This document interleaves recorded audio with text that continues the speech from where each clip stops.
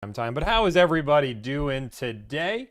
I'm getting everything up and loaded here. I thought I'd have this a little bit more prepared, but I don't because I'm running late. And you know what they say? If you're not late, you're on time. I actually don't have a single bit of chat, so I'm really talking to nobody. You guys don't know how awkward it is to talk in a room of nobody? You're just talking to nobody. Okay, copy link. Boom. Load. Okay. This should work now. Say words. This. Would you look at that? I got words. No clue if the words are working, but I got the words. Okay. Bada boom, bada bing. Tommy Fitness is back. How does it feel? Caravana, question mark. Tommy, answer. How many likes does this comment need to win a free car? None, because I'm not giving you a free car. Can I be your gamer girl? No. I have a gamer girl. It's Juliana. She's the love of my life. We got some new tech we're going to be testing out today. We got a lot of things we're doing today, guys. I'm really excited for some of the things that are happening with Delivered in such a positive, major way. Sienna or Odyssey? I like the Sienna for resale. I like the Odyssey if you just want a minivan. Bada boom, I don't have Twitch up and loaded. Is Twitch talking? If Twitch is talking, I'm not seeing it. Test. Let's just do test. Oh yeah, it's working. Boom. Okay, let me answer some questions from the board. I have never bought a new car because I save money fixing older cars. Looking at a used car with a bad engine is a money saver for me. I love it. That's good. That's great. That's grand. Okay, I'm going to move this over here. Is the car market like the farmer's market? A bunch of local car builders bringing their products? I mean, sure.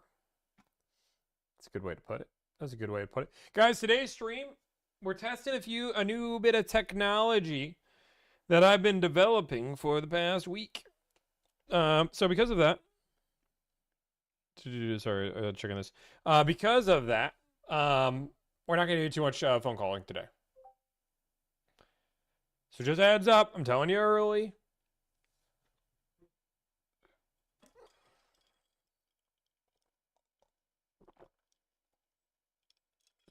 We got to test out our new bot. We got a few announcements. I know saving money isn't what you offer, but how much do you save them on average? So our average discount is going to be anywhere off of MSRP for a new car is anywhere between $3,500 to $4,500. If you add used cars in there, it gets closer to $3,500. Our average savings off everything is $6,000. How much do you charge for your services? $1,000. I still can't see the stream. Am I the crazy one? I don't know. Are you the crazy one?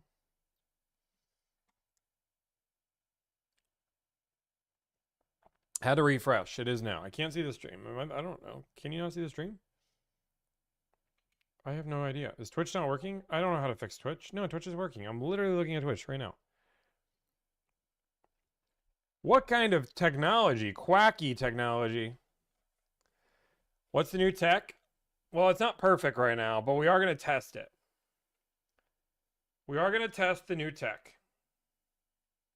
Oh, thank you for the 50. Oh, actually, let me know when somebody donates $1. I have new tech that should detect that better, so I can actually go back and look. What is CNBC saying manufacturers are in trouble? I don't know. I didn't watch it. Are you seeing markups on GX550s? Yeah, but we pay MSRP. So are we doing bingo tomorrow? We could. We're starting to move to a 5-day work week stream. Which is exciting, which is thrilling. I'm excited. I am beyond pumped. But that starts today, 4 days a week. I have something new on Camera Hub. I don't really care about that. Not right now. How many cars do you have? I have 3 cars. I have a BMW M5 CS. I have a Lexus NX350 hybrid. And we have, as Juliana's, and then we have a Mazda for my daily driver, Mazda CX-90 Turbo. So I do want to talk about a personal story real quick because it's been upsetting me.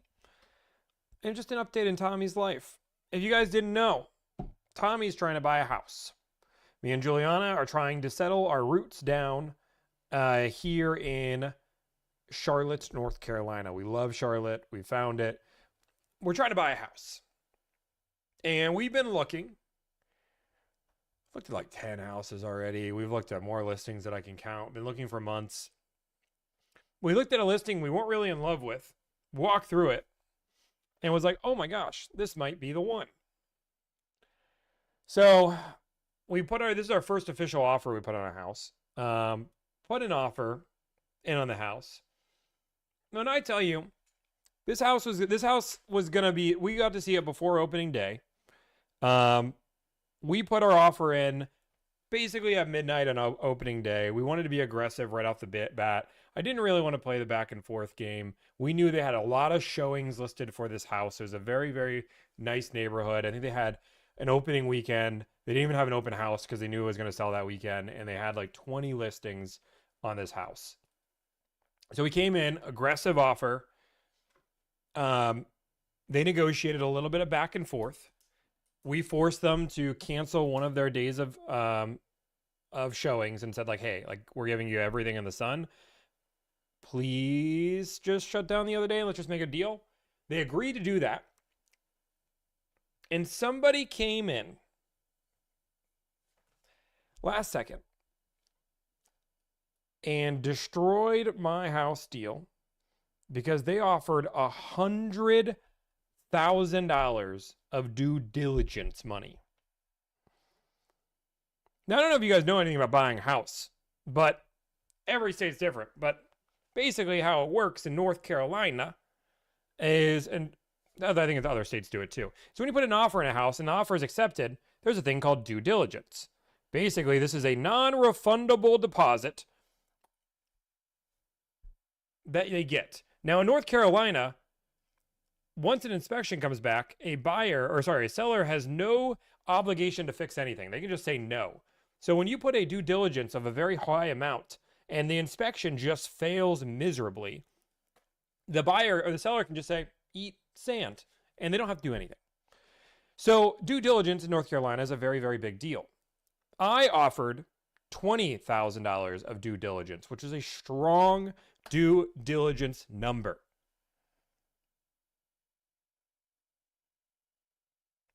They came in and offered $100,000, meaning once that offer was accepted, they wanted the property that bad. And it would be idiotic for me to try to contend. They matched our offer and they did $100K.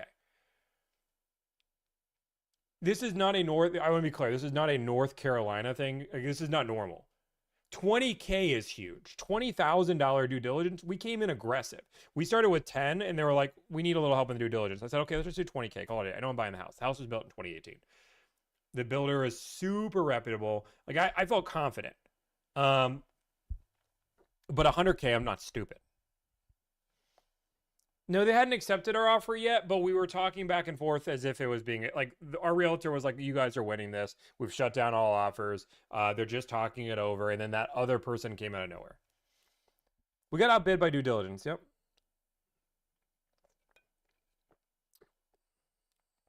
Yeah. So, and then earnest money is the non-refundable deposit that happens later. So what happens is you offer due diligence. The second your offer is accepted, you give them that check and they can cash that check immediately. It comes out of your closing cost and your down payment or whatever. So it's your money, but that's their money once you have due diligence. You then have earnest money, and earnest money can be like 7 days later, 2 weeks later, a month later, whatever it is. And basically that gives you an opportunity, like once the inspection is done, to back out. So then that's another deposit that goes through. Long story short, I'm very annoyed.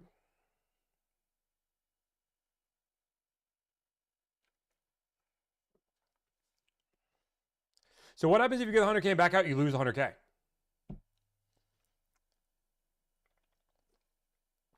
You lose the $100,000, people.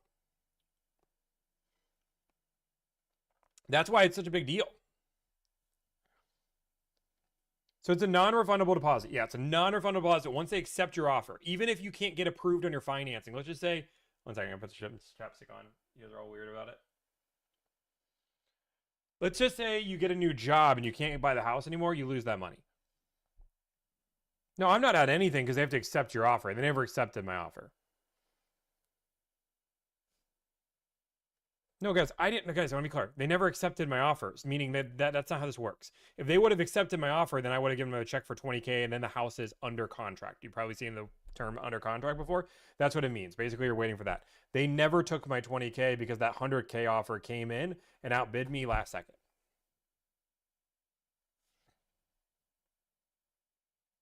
I can help you build a home. I might email me. Why is Charlotte such a crazy market? It has really, really good schools. It's a really growing area. A lot of money here.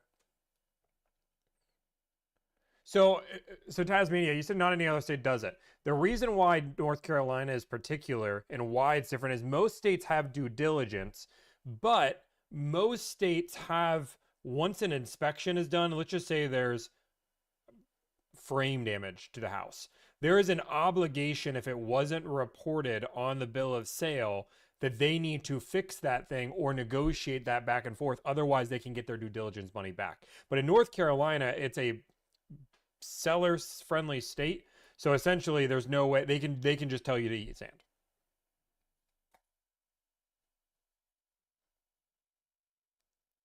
Why not cross state lines? Because we don't want to live in Fort Mill. I like my area.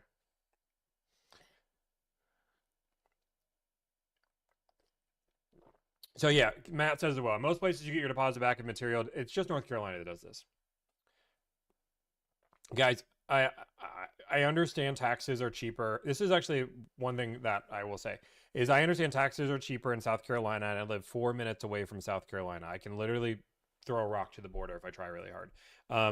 That being said, I will tell you, in my life, I lived in Iowa, I've lived in Florida, I've lived in North Carolina, I've lived in a few different places. I have really never seen my tax dollars go to work. I've always felt like I'm giving money to somebody and that money never exists. If you want to know where your tax dollars go, drive over the border from South Carolina to North Carolina and you will notice it instantly.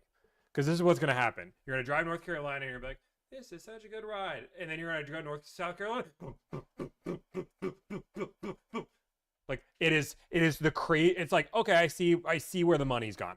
It went to the roads. It's so funny. Weddington Matthews is gorgeous. I agree. Union. I'm not going to talk about the county I'm living in particular. We've looked at all these places. Yes.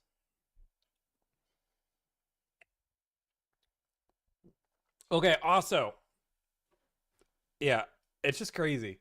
But that's that. But and again, I'm not making fun of South Carolina because you get something out of that. You get to pay less taxes. So some people are willing to deal with the roads for less taxes.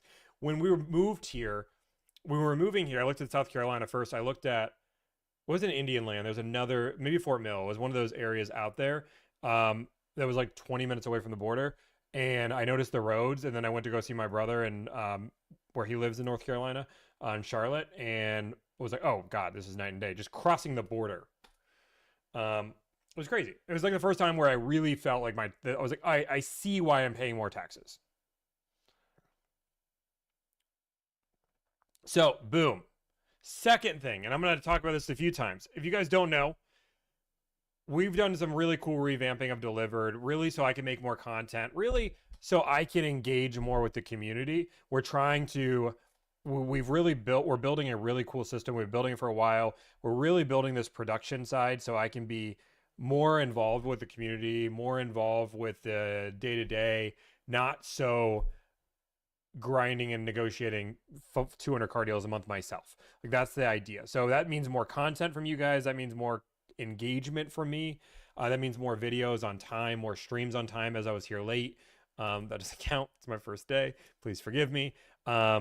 more emails being responded to, but it also means things like communities. Like we just opened a Discord page.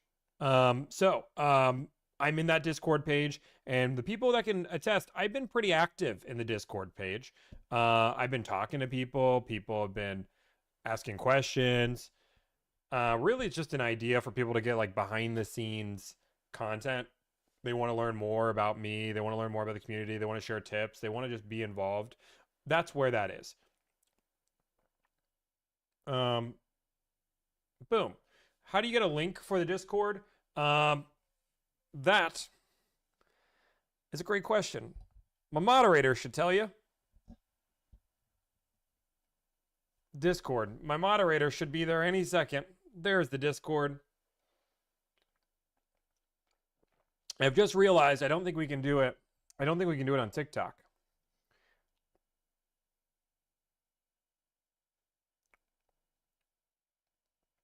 Al Bundy, you need a better realtor. Your realtor should have put you in a position where you could match the 100K due diligence if you want to move forward. Because I want to be very clear. My realtor gave me all the options to do that. My realtor, I love my realtor. His name's Tom. He's great. Tom Brennan. I'll give him a shout out because he's a really, really solid guy. He went up and said, hey, Tommy, you're allowed to do anything you want with your money because it's your money.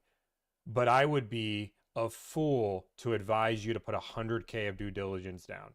He said, in the end, it's your money, but I'm advising you to walk away from this house. This is where emotional purchases have been made, and I don't advise that. But yeah, 100%. We could have matched or beat the offer, but 100K of due diligence is insane. If there is one thing wrong with that house, like again, structural damage, flood damage, the roof needs anything that can happen, 100K due diligence is insane. Yeah, it's on my Insta story, guys. That's like the best I have for TikTok. I will add it to my link tree. I just don't have that yet. I don't have it. I'm sorry. That's a good realtor. And I will tell you, like the housing, his commission. I will tell you, my realtor's been great. Tom Brennan's his name. If you're in Charlotte, North Carolina, and you need a realtor, he's really, really good. Super low pressure. And I will tell you, when we were negotiating for the house, I stepped in a few times, and he was like, "I don't advise this. I don't advise that. This is my thing." And I was like, Tom, I think you're wrong. And then everything he predicted from the day we looked at that house came true. He read that negotiation like a book. I was so impressed with every step, the things that I wanted to do in this negotiation. He was like, no, I think we should do this. I think we should put pressure here. And he's like, I'll put a little pressure, but this is why I don't think we should put any more pressure than that. Okay, cool. And then everything, he was a really good negotiator. Boom. But we do have a new Discord change. I have no idea. I'm going to answer some messages out of the Discord chat too. So I don't know anyone new. I just want to see if anybody's there. Oh, we have a live chat. Never mind. We have live chat. We have live chat. I forgot. Boom. I have live chat there. I have live chat. I've learned that so you guys can communicate. I don't know what people do with the Discords. Hey, Tommy, could you give me a really short story about how you know how to do this? I've got knowledge. No, so I was in the car industry for a little over 6 years, 7 years to be exact. I was in car sales. I did car sales for about a year. Got promoted up to finance really early. Did finance for the last 5 years. Did a really great job there. Really learned the industry. Fell in love with really everything it was car buying. Wanted it to be a better process. So I started my business, did this for a year absolutely for free, and now I've been running the business for over 2 years, or over 3 years total. Negotiating car deals. It's just been a passion for me. It's been a lot of research. I don't think most people in the car industry know the amount of knowledge, just because they just like the amount of extra research that I've done, the amount of client base touching that I have. It's not meant to like show off, but like I am proud of where I am and why I can do what I do. How are you paid? I charge a flat fee of $1,000. That's everything. Okay, boom. How many people we got in this Discord? I just want to see how many people we got in Discord so I can see. Okay. We've got, I have no idea. It says server boost. You're about to lose your perks. Why? Okay, whatever. I don't know what any of this means. Whatever. Boom. What's the most you ever drop in a car? The most I've ever dropped in a car was 140,000. 143,000. 143,000. Oh, wait, I'm in the wrong chat. That's why. I was in the wrong... Wait, don't we have a live chat? Live discussion. Oh, look, we're here. Hey. Sorry, I'm going to say hey to people. I figured it out. I was in the wrong Discord. We had an old Discord and a new Discord. It's a thing. Oh, also, oh my gosh, we have so many people typing. This is insane. This is awesome. I'm super happy. Honestly, I'm really, really excited for the Discord channel. Join. If anybody has a problem, actually, if somebody could do me a favor, if somebody could join right now for the first time and make sure they can get through the setup and they have all the pages, we want to make sure it's working. I had. So if you haven't joined, or if you just joined, then that's it. I will be giving some special privileges to like chat. I'll be answering Discord maybe a little bit more. So if you like, hey, I want to have my chat answered, I'm going to be doing that. The other thing that I did, which is crazy, is I'm reopening my Twitter X account and start talking about behind the scenes car buying, giving car buying tips that I don't normally give, but then also answering people's Discord questions, not naming them, but if you have Discord questions, I'm going to answer them on Twitter. Boom. So boom, that's what I'm doing with Twitter. If you use Twitter, don't go download it otherwise. I just know that it's an app that I should be on because that's the thing. And then I'm also going to be on LinkedIn more and more. So I'm really just posting on all platforms that I wasn't posting before. Make sense? Looks good. Just joined. Okay, cool. We're good. Bada boom, bada bing. Tommy, I rented a Wagoneer over the weekend and loved it. Any negatives I should know? I mean, the car's just not the most reliable car in the world. I would say, like, I wouldn't buy it because you hope that it's going to last 100,000 miles. Join your Discord. LinkedIn is the new Instagram. I don't even know what that means. Would you give access to your purchase history for a fee so you know what to aim for? That actually gives a really good idea. Let's test this. Let's just test this bad boy out. Let's test out our, we have a new, this is right now, you guys understand when you develop software, right? There is alpha, there is beta, and then it's like released to the world. This is alpha. This is alpha. But one thing that I've been working on over the last, really been working on it for weeks, but I officially kind of put it all together, is a co-host for Delivered. One of the reasons why we're live today, right? It's a little bit crazy because I don't know what's going to happen. This could all just go to heck. But we have a co-host now. You might say, where's the co-host? Where are they? Where are they? Well,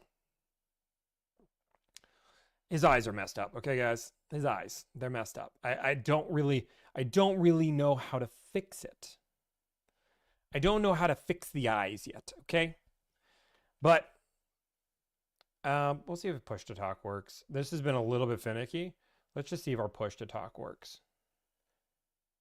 Hey, Dealie, how are you? Let's see if it works. Moment of truth. Watch, not gonna work. Hey, Tommy, I'm here. Chat's quiet. You've been toggling me on and off, so they're probably wondering if I'm awake or dreaming. Everything good on your end? Ready to close something or just checking in? Put Tommy mode on. Boom. Dealie the Duck is here, and he's official. Now, you might say, what does Dealie know? What does Dealie know? Like, let's just ask Dealie. Hey, Dealie, what kind of deals are we seeing on Toyota RAV4s right now?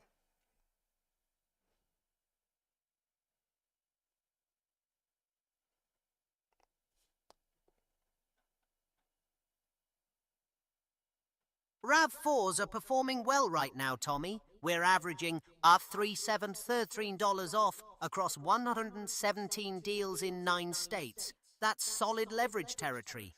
Dealers are moving, not holding firm. The discounts are consistent enough that if someone comes in asking about a RAV4, you've got clean comps to work from. It's not a bloodbath market, but it's not retail either.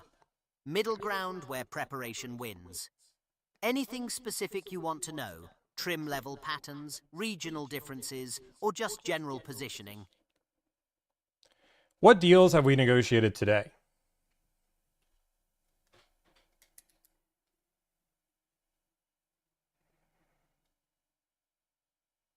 We closed one today, Tommy. Deal number 7. Nissan in Idaho. Wait. That's it so far. Okay. Chat's been quiet. You've been toggling me on and off, so I've just been watching. Nothing brewing in the background right now. Boom. The pause is long. Don't get me wrong, guys. This is alpha. This is alpha. But the beautiful thing about this, is we are working with some things. But start toggling them on and off. We're gonna turn them off here. Boom. We're working with him. Guys, we don't have the chat situated yet. We don't have the chat situated with him. Idea behind it, guys, is that he can keep track of chat and answer questions for us. Really, the biggest thing is that he can go through and actually chat while I'm away. That's one of the biggest pieces for it. Because we just started making him. It's okay. He's not going to be running the stream. Relax. Don't tell Dealie. He's going to get upset. Boom. What's your name on X? I think it's just Tomislav Mikula. I think it has potential. It's not there yet. The idea is, think about Y'allbot from Ryan Hall. If you guys have watched Ryan Hall, you guys understand how Y'allbot can jump in, add insight that maybe we missed out. Boom. That's the idea. He sounds creepy. He doesn't sound creepy. He sounds like Dealie. I think and also in a perfect world, imagine a world where you can exclamation point Dealie, what kind of deal can I get on a Mazda CX-50 Turbo? And Dealie answers your question for you based on our data set. So like that's the idea behind it. Is a lot of people ask questions that I can't answer 2,000 people, right?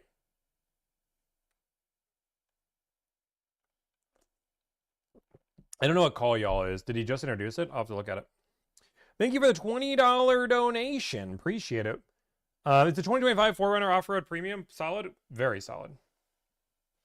Is Step 3 stuck for them on Discord? I don't know what Step 3 is. I don't think so.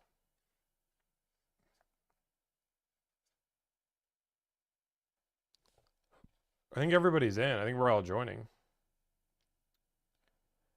Why would I pay you 1K when I can get the info for free? You're not paying me for info. You're paying for me to do it.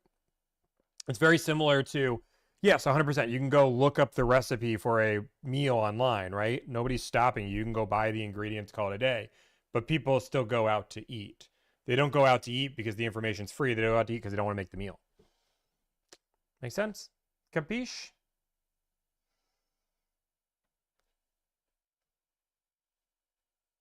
Feedback doesn't seem to exist. Okay, one second. I'll move that back here. Does feedback exist now?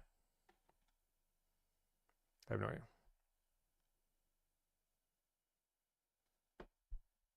You're killing water resources for AI? I mean, let me be very clear. If you're not using AI in your business right now, you're probably going to go out of business in the next 2 years. Not because AI replaces people, I don't think so, but AI supercharges people in such a major way. And really optimizes your time. And I think people don't see that. That's okay.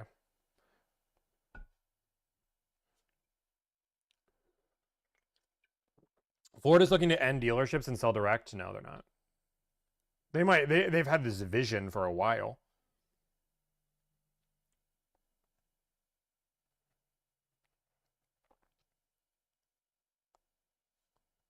I saw a deal with Consolidate. Yeah, we did that the other day. It was good.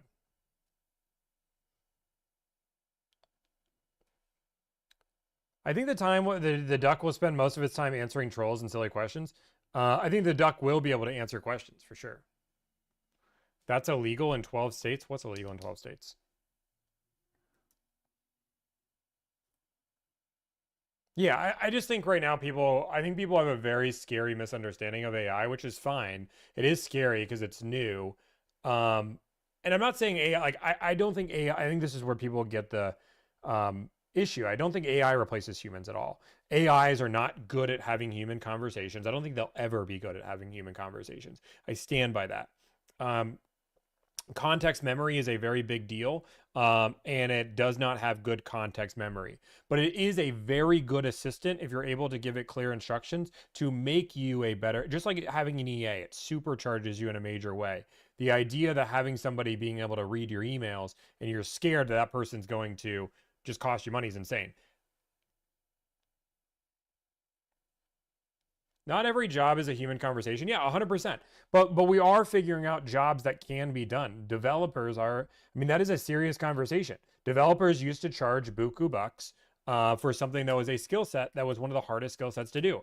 AI has made it so anybody can become a developer. Anybody can develop an app now, which now allows more resources, more jobs to be available that aren't just something that nobody else can do. It allows more people to get into this field and be more creative. Okay, developers, you're probably screwed. I don't know. I meant people. Is the $6,500 lease buyback worth it? I mean, it depends on what car. Oh wait, sorry, the 60 Rivian. Sorry, I didn't read that part. I haven't run the numbers in a Rivian, so I'm not 100%. Sorry. Will AI take sales jobs? I don't think so. Did you pay developer? We have developers, guys. But I do think but and I've been messing with this more and more and playing around with a lot of stuff with AI. Um, I think it'll take a while. I think it'll get better and better, but it's not perfect.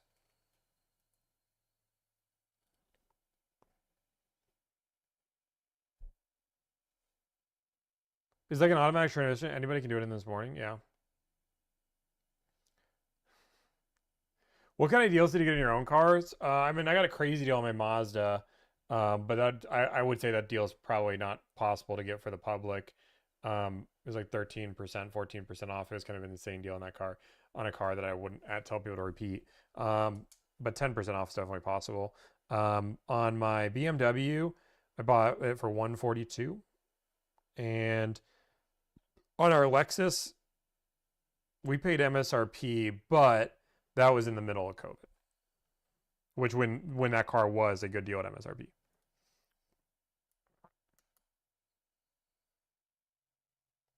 My brother does not come from the car industry, not at all.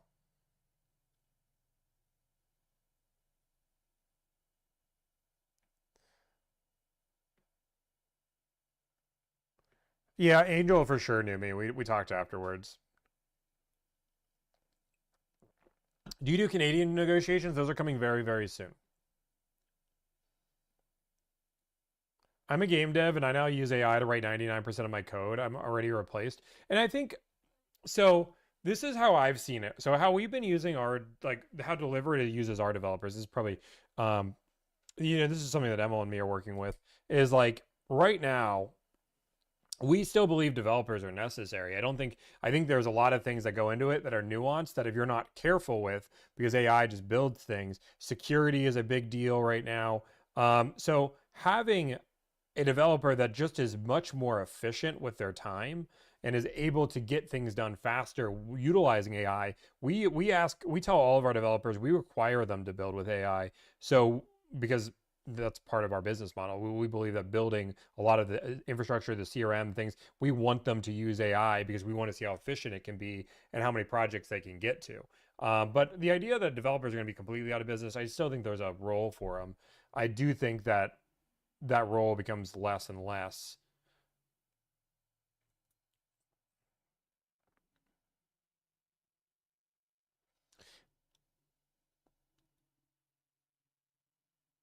But do you clip all your streams? We have people that do that. I would tell them to buy a Mazda. You have a full-time dev on staff? No, we have 1099.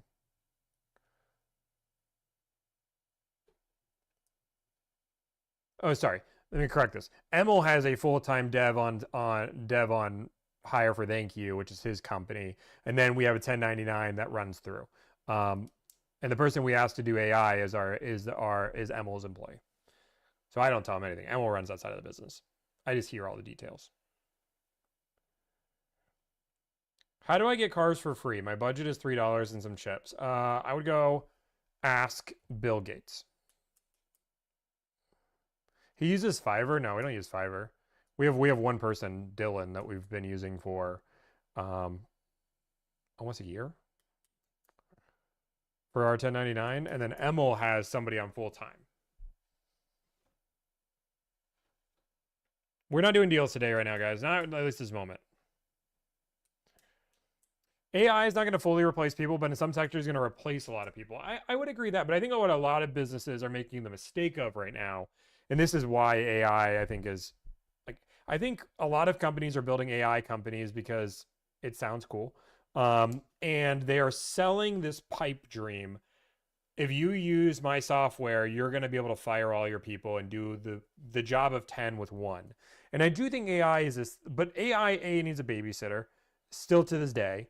And if you don't believe me, just go look at every Claude bot that ever exists. Claude bot, bless their souls, but they don't actually have souls. They just have soul files. They're rough right now. They're not there. They're not there. And maybe they'll one day get there. I don't know. Ooh, Andrew, I love that. AI is a force multiplier, not a force generator.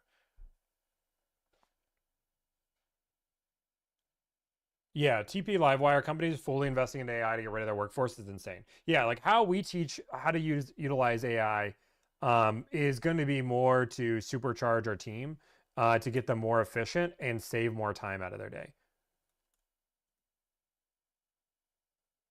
AI doesn't need health benefits. It's all about late stage capitalism widening the gap. But I don't think AI can have a human conversation or really have human reasoning. But people do it because they're getting sold this idea that AI is going to be able to do all these things. Oh my God, AI is going to replace a receptionist. Let's talk about how great. You guys heard Dealie. Dealie's not great, right? Dealie's just going to be something fun to have on our side that he can troll people in chat and be able to answer questions in chat when I have to go to the bathroom. Like that's the idea of Dealie, right?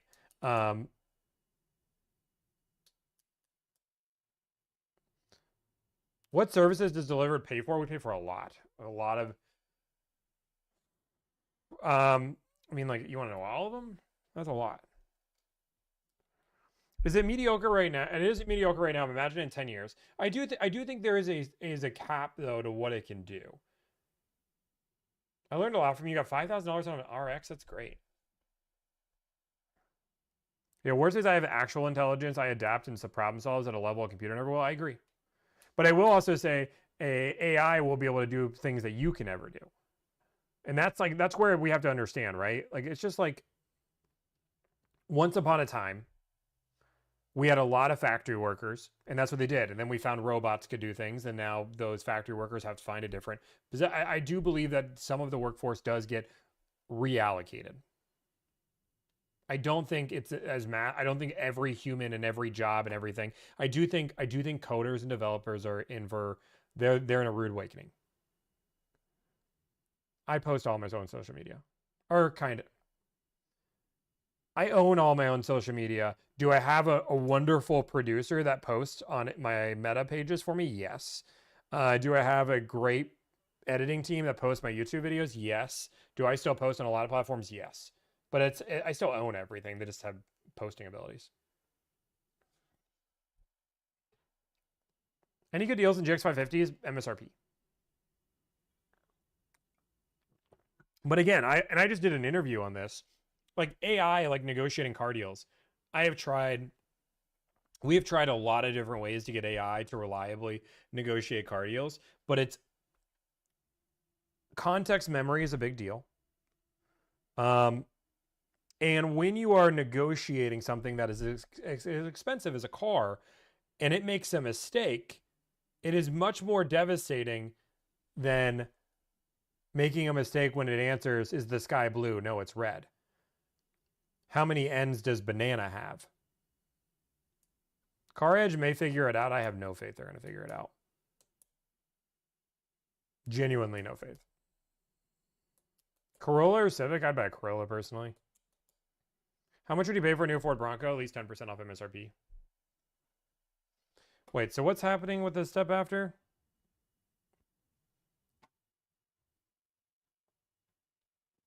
Okay. Can somebody cleanly in Discord tell me what the problem is so I can get it fixed? Have you negotiated a deal with Benz and Bow Ties? I just did his podcast.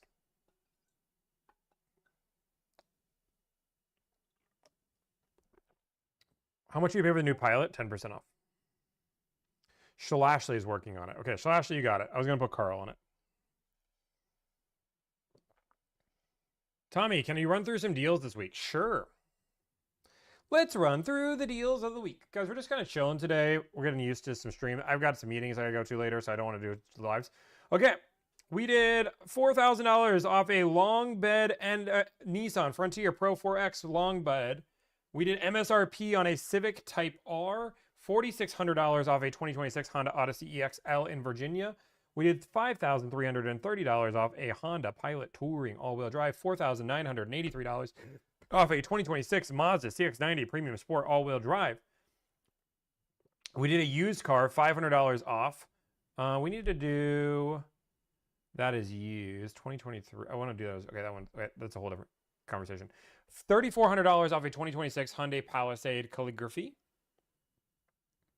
We did $1,481 off a 2026 RAV4 XLE Premium all-wheel drive, $4,900 off a 2026 Toyota Camry LE, $5,420 off a 2026 Volvo B5, $4,500 off a GMC Yukon AT4, $5,544 off a 2026 Honda Pilot Elite, $5,300 off a 2026 Toyota Camry XLE,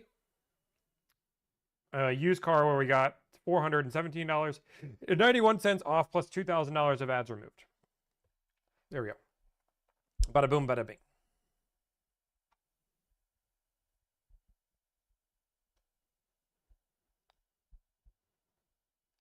I haven't messed with Notebook LLM. I would say I'm messing with more and more AI. Again, really what I want to be able to do is supercharge my work, and be able to just keep myself more organized. Like that's why I do it, right? There's some really, really cool tools, but AI, like Delivered uses AI as an assistant. Like we don't have AI talk to people. That's a border where we say no to. All communication is human. We feel really confident with that. Love the idea of letting your fans public access your data. Thank you. Yeah, we're working on it.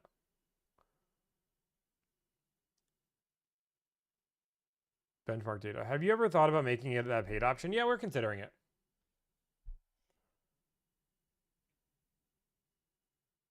AI, we've never been ignoring AI. We've been very, very involved with AI, but I want to be very clear. I just don't think AI can negotiate a car deal. I don't think AI can talk to humans. And no matter how advanced and how much money you put into it, I haven't seen it. Do you think there's more value out of your service when the vehicle is more expensive? I don't think more expensive equals more value, because I don't think it's harder to negotiate a BMW X7 than it is a Toyota Corolla. I would actually make the argument it's harder to negotiate the Toyota Corolla than it is the X7. So if that's the logic, then the Corolla would be more valuable. Where's the best place for car insurance? I don't know. I use Progressive. Dealer is entitled profit. That was some rough English, but let's go through it. Are you saying dealers are entitled to a profit? If no, I disagree. Dealerships are not entitled to a profit. I think that's your question or comment, but I will disagree or just make the comment myself. AI seems to be working for Car Edge. I don't think it is. I've tested it more times than I can count. Are any businesses truly entitled to a profit? Nope. No business is entitled to anything. Welcome to capitalism. Is Delivered entitled to a profit? Negative. No company is entitled to a profit. They have to earn it. You're entitled to pursue a profit. Yes, 100%. You're just not entitled to the profit itself.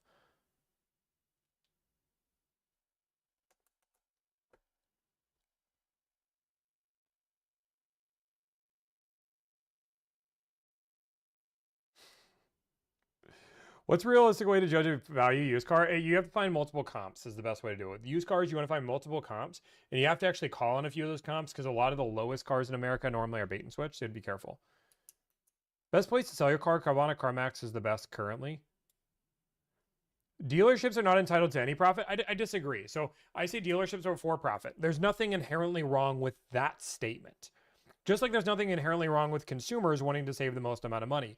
Now, I do believe right now we have a monopoly system that goes through the dealership system. The only way that I can buy a brand new Toyota RAV4 is going through a dealership. I believe that is the biggest reason why dealerships are not good, why they're not efficient, why the dealership experience sucks, because there's no competition. I believe that's what Delivered's doing all of a sudden, and I think that's why dealers are scared. It's why a lot of people are saying what I do is illegal or whatever they want to say. It's because they're scared, right? Now consumers have a legitimate option above and beyond what they've had before. They don't have to go through the dealership anymore. They can just hire Delivered, and Delivered goes to that full experience. I believe that consumers should have a direct-to-consumer option. I've been very adamant about this. I don't think direct-to-consumer as an individual option and the only option is a good option. I believe both need competitions. I believe that direct-to-consumer and dealership should work side by side. How do I hire you? Link is in my profile page. How much is my service? $1,000. But they pay you and lose that savings. No. Well, our average savings is $6,000. We average $1,000 is what we are. Oh, sorry, we charge $1,000 for what we do. So we normally save more than we earn. We normally save more than we charge. But that being said, we don't advertise this as a money saving service. It's a time, energy, and anxiety saving service. Direct to you, mom. Direct to your mom. Emma, what are you doing? What kind of discounts are you seeing on Porsche EVs? We haven't done one in a while, but like 8-9% was the last one we did on the Macan. So what's the difference between the $1,000 package and the higher option? Really good question. So we have two packages, and people always ask us about this all the time. We have a $1,000 service, and we have a $2.5K service, so a $2,500 service. This $2,500 service, 99.999999% of the room are not eligible for.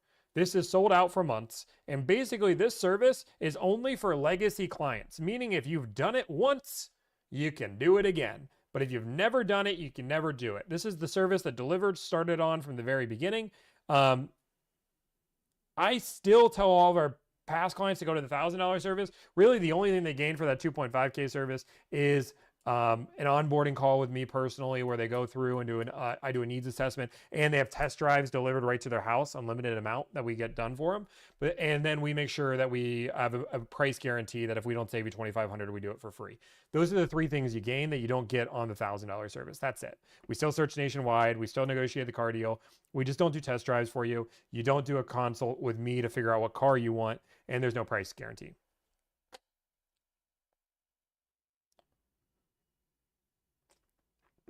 Tommy, where can I get the data on how much I can get off MSRP? That's all internal data.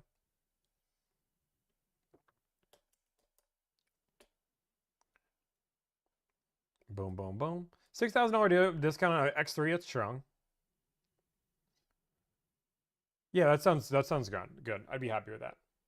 Is Carvana lich? I don't like Carvana because I just think they buy a lot of used cars, and those used cars I feel like are lower quality. Personally, that's my thoughts. But everybody's different. Some people like it, some people don't. Whoop, whoop. We are also in Discord now, too, just so you guys know. If you guys haven't heard yet, we do have a Discord channel now. If you want to chat with me, if you want to learn more about Delivered, if you want to talk to other people during the streams, ask for questions. I try to answer some questions on Discord as well. I'm going to give a little bit of priority as we're growing that. But the idea behind it is have this. What if you don't like the deal your team or you are getting? So a few different dynamics to that. So first off, one thing that we say right off the bat is what you like and what a deal is are two different things. So what I mean by that is, like, I want to buy a Ferrari for $500. Ideally, if I could get an SP3 Daytona for $500, I would be so happy. Now that's unrealistic, but just because I want it doesn't change the market, right? So we tell clients out of the front, like, I appreciate tell me what your goals are, right? But your goals don't always match the market. And that doesn't mean Delivered didn't do its job, right? We did exactly what we told you to do. Just because you set a number that you believe was realistic and we don't, you're hiring us to tell you if that number is real or not.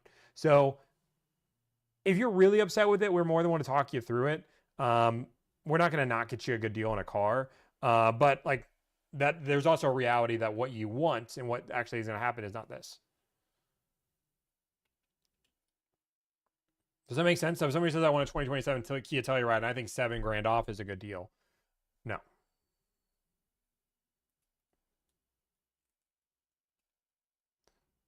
Would you recommend me selling my wife a 2012 C300 or car? I mean, yeah, Carvana would probably be the best way to sell that, in my opinion.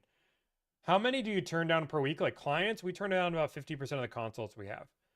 We should be opening up more consults here in the next 2 weeks. We've been having a really low amount. They sell out basically instantly. By sell out, they're free. But we should have some more consults here soon. Would you suggest similar cars that have better deals that a client should consider? Curls asked that on Discord. Good question, Curls. I don't give advice on buying a car or what car they should buy unless they ask. I don't think that's my place. People hire me to negotiate a really good deal. They do not hire me to give them advice. If they want advice, I'll give them all the advice they want. But I'm not going to like tell somebody, oh, I don't think that's a good idea, because it's my opinion, right? And everybody has something different. And I think that's what people miss. Like for me, Tommy, I'm talking about Tommy. You guys might think this is crazy, but when I buy a car, reliability is not on my top 3 list. And that's crazy to a lot of people. But reliability is not on my top 3. Is it in the top 5? Yeah. Probably 5. But it's not my top 3 priorities when buying a car. Most people it does, but I'm a different buyer than somebody else. So somebody wants to go buy a Range Rover, to somebody that only cares about reliability, oh my God, you're making a horrible mistake. Let me talk about this. But somebody might say, I don't care about, I'm trading my car in 3 years. I don't really care. I have 2 other cars that I can drive. I don't care if it breaks down. I want it to look good. I want it to have all the creature comforts, and I want it to have all the technology under the sun. That's not my place to make a decision on them. And I don't always know why they're buying a car. So it's not my place to tell them they're buying a good or bad car. A car is not an investment. Sure. Would you recommend a G5 or a G650? I need extra legroom. I hear the Gulf Stream. I don't know. Go ask Amalfi. I'm sorry. I don't know the answer yet.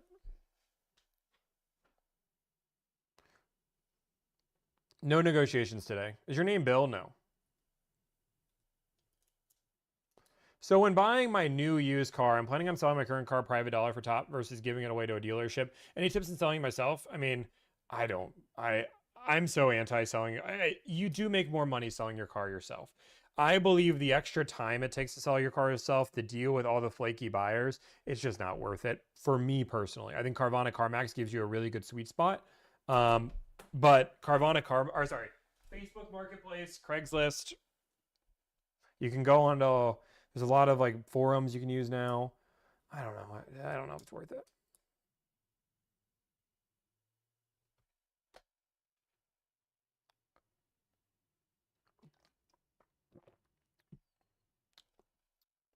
I'd love to hire you for advice. I think that's a great valuable asset. I feel like you would downplay the value of.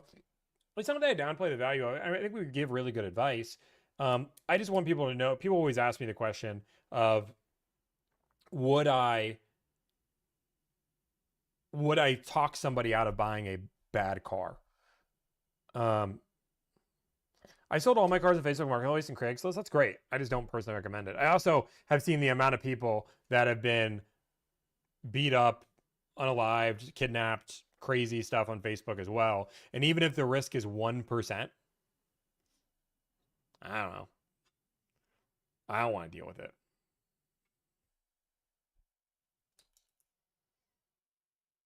Personally.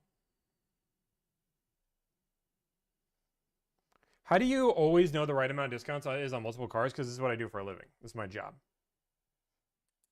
That's cray. You charge $1,000 for someone to talk to you. I don't charge $1,000. Who charges $1,000 for somebody to talk to you? That would be insane.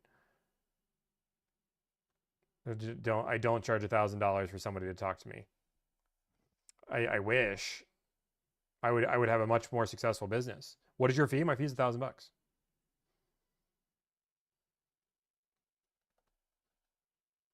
Billy is so jealous of you, is he? I don't know.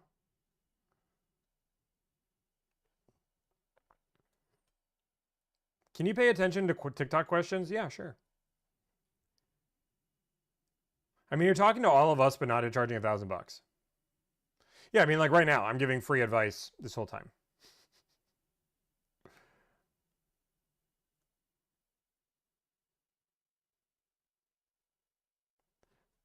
Boom.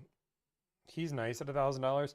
I will say, if I had to give advice to somebody, actually, my hourly rate, which I don't charge anybody because I've never done it, it's technically $500 an hour. But I've never charged anybody $500 an hour. That's just like on the website if you want to talk to me and have a consult on time, you pay $500 an hour. But I don't even know if I would charge that, and I don't even know actually if that's the right price anymore. Is yours $4.99, Emil? I actually think my hourly rate, if you wanted time with me personally, would probably be probably about $500 an hour, probably $500 to $750 an hour.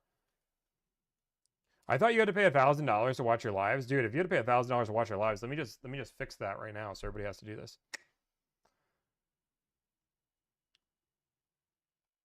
Dude, I see. Here's the thing, is I have to go to the restroom, and normally I have Dealie do that. I was gonna have Dealie do my BRB, but you guys don't want Dealie. I also don't know if I can trust Dealie by himself. He hasn't gone that far. What's the most money you saved somebody? $78,000.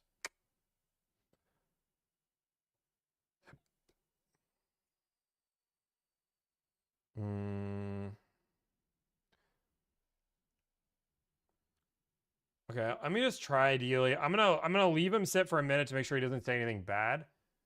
Okay, I'm gonna put BRB mode. Let's put Dealie because I have to go to the restroom. I should probably give him power to somebody to be able to turn him off. BRB. All right, I'm up. I have Let's not talk done cars. this mode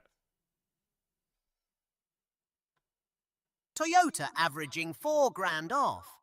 That's real leverage. Most people don't realize how much room is actually there until someone starts asking the right questions. Buyers who know what they're doing walk out ahead. Mazda buyers are averaging $3,500 off. Subaru buyers landing around $3,100. Mazda dealers move faster. Subaru negotiates tighter. Both are solid plays. Depends on what you actually want to drive. Let me listen to one more. If he doesn't do anything bad, I'm gonna go to the restroom. F-150s averaging over $6,500 off. Okay. That's not noise. Dealers are motivated on trucks right now. If you're shopping, leverage is real. Numbers don't lie. Toyota averaging 3,800 off. Lexus around 3. Honda sitting at 3,600. Demand is up. Discounts are tightening. Move fast if you want one. Toyota's averaging 4,100 off. Ford's hitting over 6,000. Demand is up. Discounts are tightening. Move quick on the ones you want. That's how it's done. That Nissan came in under average. Interesting. Honda's running stronger volume, nearly 200 deals, averaging 3,200 off. That's the leverage play right there. Dealers know we're comparing every quote. That pressure works. Chat's quiet, which means most of you are thinking about your next move. Good. Don't rush. Patient buyers close better deals. Tommy's back in a few. How do you do? How do you do? Yes, my hands are washed. See? Washed. Let me clarify. You're asking for a BRB, be right back, screen message to keep chat engaged while Tom... Okay, boom. This should be a single punchy message. Okay, see? He messed up at the very end. 280 characters. See? He's talking about the 280 characters. Generate one unprompted chat message. No, stop! Dealie!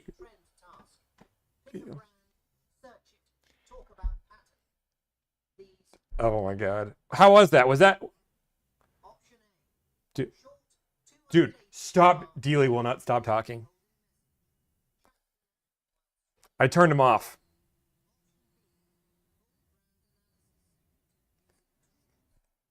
This is why Dealie did not say bad words, guys. Can somebody in the Discord be honest and let me know how Dealie did?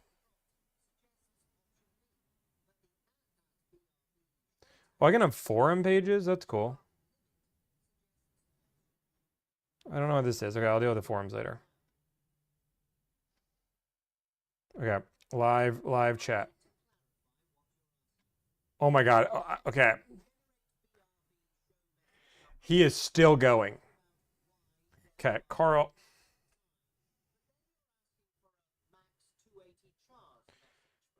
Turn. Stop Dealie from talking. This is the problem with this is why he's an alpha. See, listen. RD.com. 2. Chat message. 280 chars. Max. Which one do you want right now? If it's the BRB show message, if it's a chat message, he's still going. He's too yappy. He goes to topic too fast. Okay. If you're in Discord and you have a... Wait, he stopped talking. We're good. Okay. Got him stopped. Cool. So if you're in Discord, you can give actual advice in the feedback, and I will add that, and we'll keep growing it. You guys don't like the voice? Do we not like the voice? Genuinely. Why use many words when few work? I'm okay.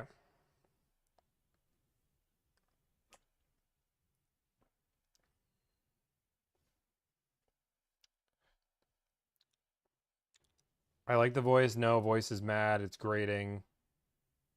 Why the English accent? Because I have an English accent. Boom. We're on Twitter. We're on LinkedIn. I think we're even live on Facebook right now, even though I don't have Facebook chat in. So if you're here on Facebook saying words, I'm sorry, I haven't been able to say anything. I'd say, okay. How do I join the Discord? Discord, I do not have that link in my profile page yet. Let me make sure that the... Nothing broke. Nothing broke. Dealie sold your company out, did he? Oh my gosh, dude.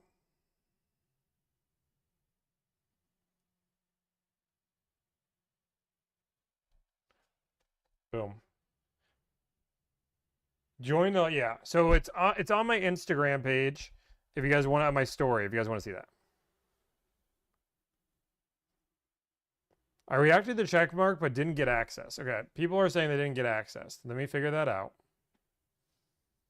Yeah, you're right. Some people didn't get access. What in the world? Okay, I'm making people members. Can we just make everybody a member that's supposed to be a member? Just make everybody a member. Something is broken. We're working on fixing it, guys. Member. I'm just making people members. If you join now. Boom. Boom. Boom. Boom. Boom.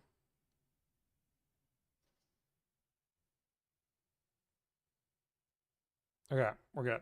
Everybody should be a member now. Boom. I fixed it. We got people in the Discord. That's all I got. I'm paying $3 grand for the first people. No. Why, Alex? Why are you trying to scam people, man? Have you done 2027 Kia Telluride deals? Yes, we have. What kind of deals are you getting? $2 grand is the best I think we've done so far. Ooh, it's a good question. I love this question. How come dealership names are censored in uploads? Isn't it important information to know what dealerships conduct business in bad faith? This is a really, really good question. And I get asked this a lot. Good, bad, or indifferent. So I want to be super clear. Why does Tommy not name dealerships? I want to be very clear. I've been doing this since day one. You cannot find a single video that I think that maybe one that has a dealership name and it's probably an accident. I decided this very, very early on because what I never wanted this channel to be and this platform to be was a witch hunt, because that doesn't teach anybody. If I go through and play a video like that, the entire conversation is going to be about the behaviors the dealership did. If a dealership won't give me numbers over the phone and they're a bait and switch, the conversation is, Dealerships need to give numbers over the phone, and that's a bait and switch. But if I say JoJo's dealership did this, the conversation then goes from bait and switch is bad to JoJo is bad. So it targets all of our energy into just a witch hunt against one dealership rather than it being teaching people a behavior that hundreds, if not thousands, of dealerships do. Does that make sense?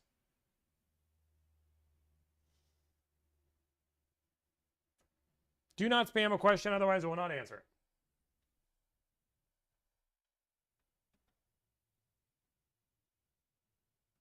The verify thing should not take long. I think it's just right now we have an issue, so we're manually verifying people on the Discord.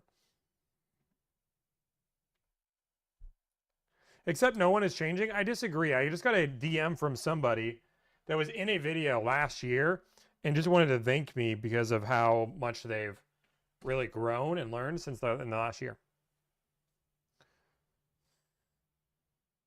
Do you have a list of dealerships you always avoid since you know they won't negotiate at all? We have a list of like 4, really it's only about 4 or 5 dealerships we won't call. The other reason why we don't name dealerships is I will tell you, is I have dealerships that I believe that I never could do a deal with because just how bad things are, that end up giving me great deals after a while. And I've also had dealerships that have given me great deals for a year, tens of deals, and then end up screwing over a few of my clients. Like, we've had it both ways. So it just doesn't make sense because dealerships management changes, their goals change, their behaviors change. So me calling a dealership out that they can get free advertising for years on, and in reality, they don't always earn that free advertising. I don't want to have to go back and be like, correction, this dealership now sucks.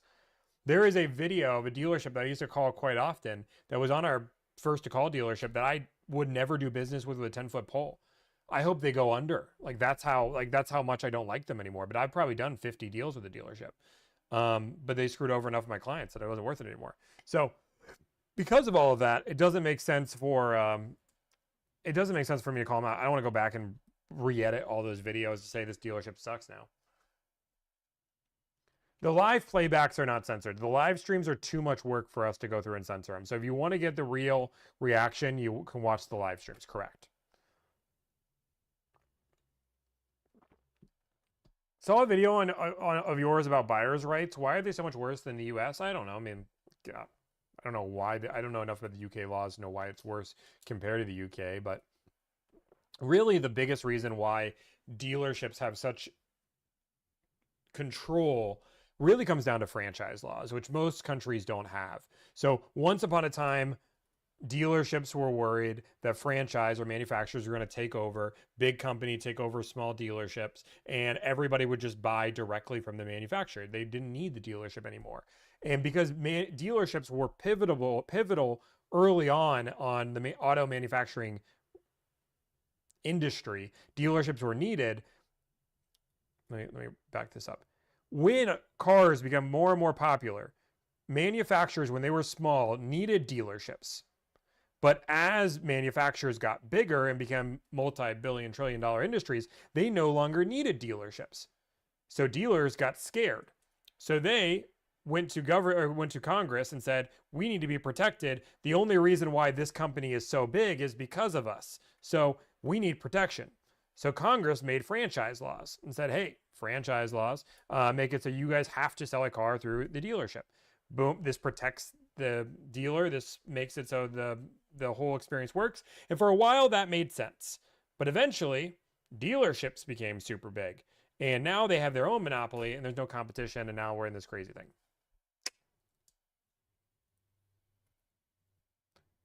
Did you say you're streaming on YouTube with more exclusive views? No, I didn't say that at all.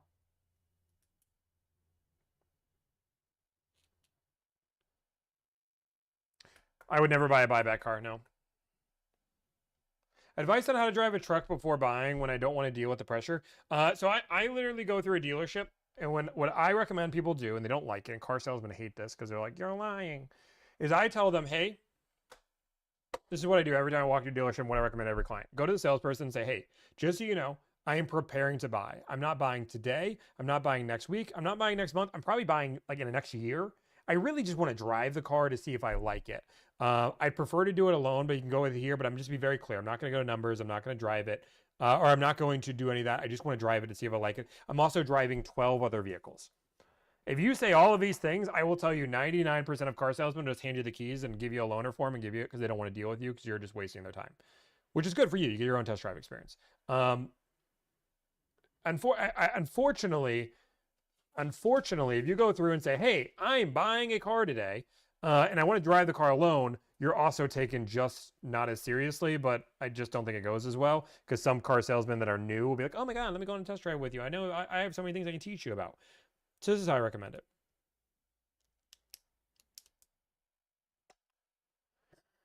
Do you believe the car market will eventually crash? No. Sorry. The car market is crashing, Pops! Let me show you my watch. No, it's not. No. I know you can say it for 4 years. Do I think the used car market has to correct itself eventually? Yes. Hey, well, thank you for the $5 donation. Our Corolla LE still 8 to 13% off? Yes, correct. Maybe not in Charlotte, but you can find it Raleigh. Beauchamp. We're just having a chill stream today, guys. No calls today. Just straight. We're going to make calls tomorrow. Why do you never stream lease deals? We do. You don't think it's a bubble? Why are people taking out 7 to 9 year loans? I think some people are taking 7 to 9 year loans out. No calls. I'm out. Okay, bye.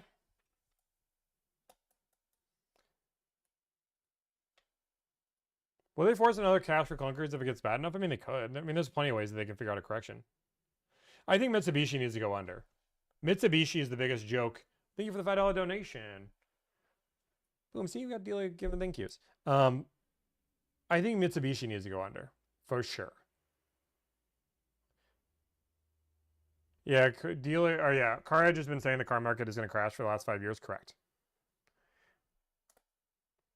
Correct. Dude, this is crazy. Oh, wait, we have all, hey, Slashley, are you here? Is Slashley here? Slashley. Or any moderator that has the power to Slashley. It's down.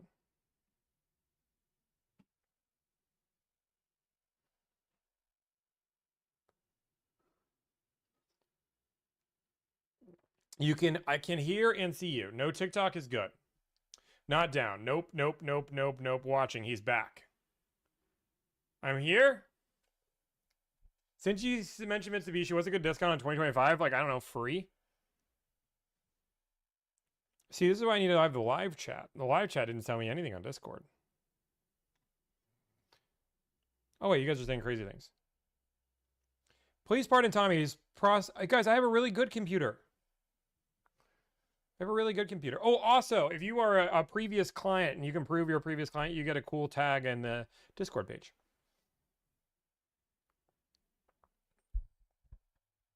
Really, we're just trying to build more of a community.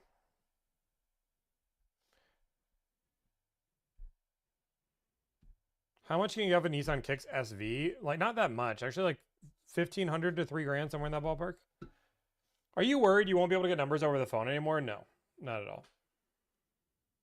What am I drinking? A Alani.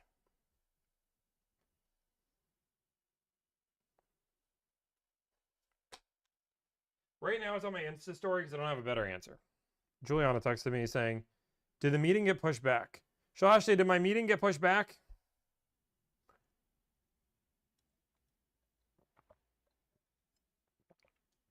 Is it okay to request a different person at a dealership? Yes.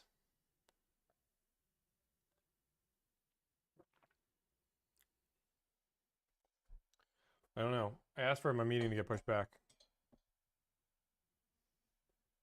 I want in on Car Edge's watch joke. I can't find the original. Oh, he just talks about his watch every day on his live.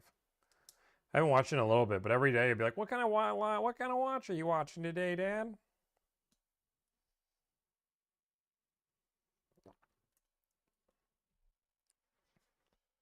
Twitch is cursed. Dude, I have no idea what's going on with the crashing. I'll figure it out.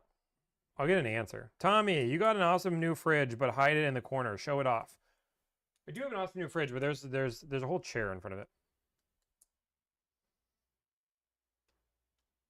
Twitch is dead. Dude, I don't know what's wrong with my streaming. think I only got a... If the stream just crashes. If the stream just crashes forever. I don't know what's wrong. Am I live on any other platform? No, I'm live. I'm like looking at myself.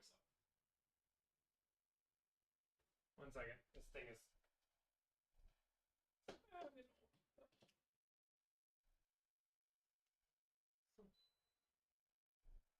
Are we here?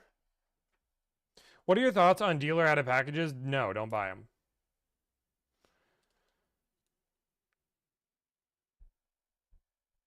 Yeah, I don't know what is wrong. Okay, now. Mitsubishi is hacking you. What is a good deal on an Outback? 10% off MSRP. Thank you for the $10 donation.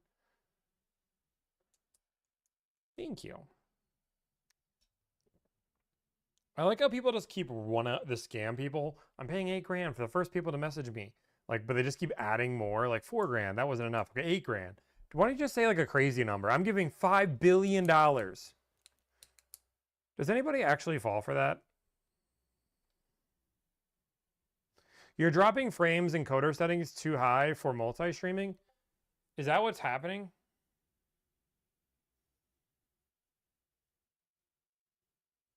I'm not muted.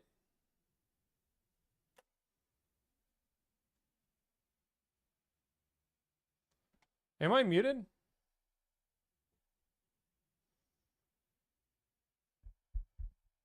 Dude, this is frustrating. I can hear him on YouTube. My audio works. Okay, you guys are all crazy.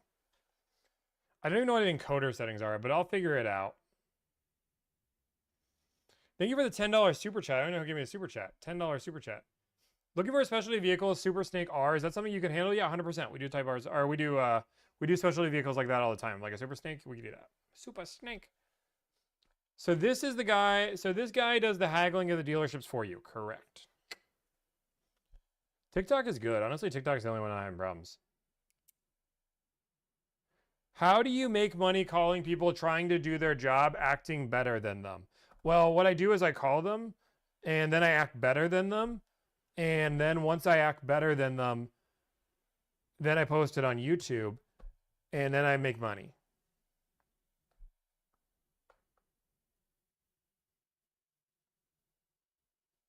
Is that what you want? Actually, even better. I am better than them. $4.99 is a discount on 2027. Yeah, I think you get 2K off for sure. Thank you for the $5 donation.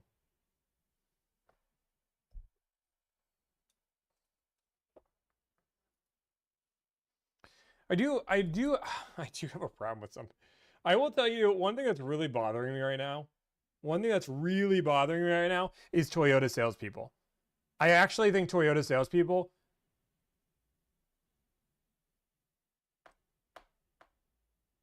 You certainly think you're better than them?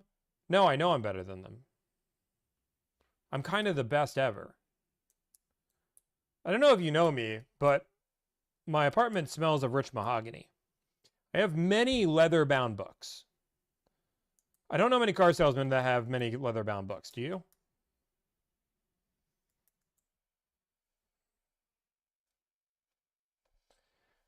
So anyway, Toyota car salespeople, I think are just frustrating me. I made this video on the RAV4, which is doing really well. And I start off with the hook. I want to be very clear. This is the hook. You can fact check me. Would you pay $60,000 for a RAV4? Toyota certainly thinks so. I'm going to tell you 3 things I like and 3 things I don't like about the new redesigned RAV4.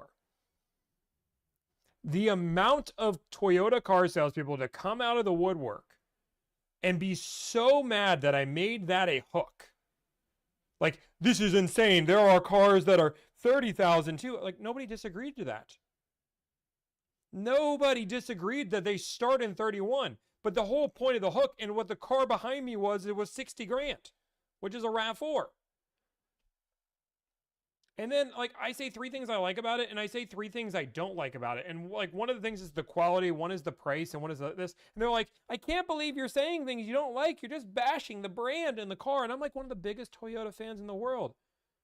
But I'm telling you, and I will fight anybody on it, go into the dash of that car, go to the center console, and push that button and tell me that feels like quality. Just, if anybody can defend it, but it is the worst quality, and I know it's silly because it's money, but you're spending $30, $40, $50,000, make the button feel good. It feels like a Rubbermaid container. I don't know. It's so frustrating, and it's okay. And it's okay to be critical. Like, that's okay. Like, Toyota makes a good product. It's a super reliable product. But now you're charging 30, 40, 50, 60 grand for your car? Cool.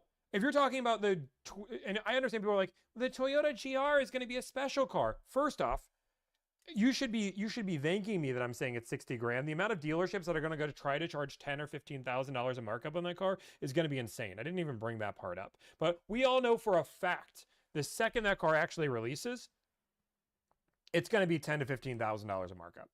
Now, I don't think it's going to last long because I don't think nobody's going to buy it. I think Toyota is hyping up their own car. So that's step one, $10,000 to $15,000 of markup. Secondly, I just think if you're building a performance SUV, it should be a performance SUV. And you have to now compare it to the other performance SUVs out there, which you're comparing this to an X3 M40i. And I cannot find a single person in the world that would be dumb enough to buy a RAV4 GR over an X3 M40i. I think you'd be dumb. Same price. I would argue that X3 is going to be more reliable than the plug-in RAV4.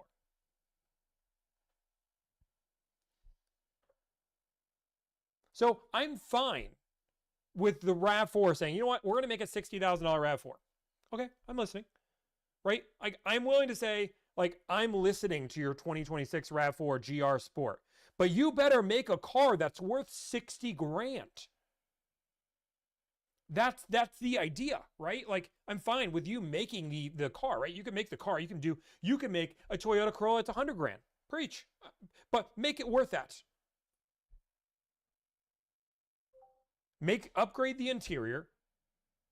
Upgrade the suspension to the point that it actually makes sense. Use actually vetted reports, not just this GR. We put a GR Corolla, or sorry, we put a GR suspension in it. I shouldn't have cheap plastic anywhere. That should feel like a full different car. I don't know who's messaging me like crazy. I don't know. Guys, sometimes you have to restart the audio. I have no idea.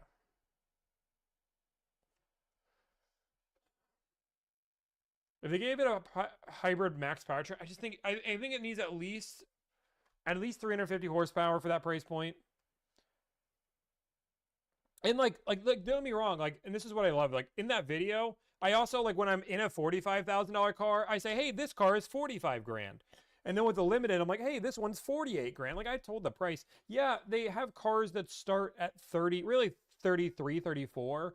But most people aren't buying the base model. You're getting at least an XLE, if not an XLE premium, and those are right around 40. I don't know what's blowing up. Discord mods, are you blowing something up?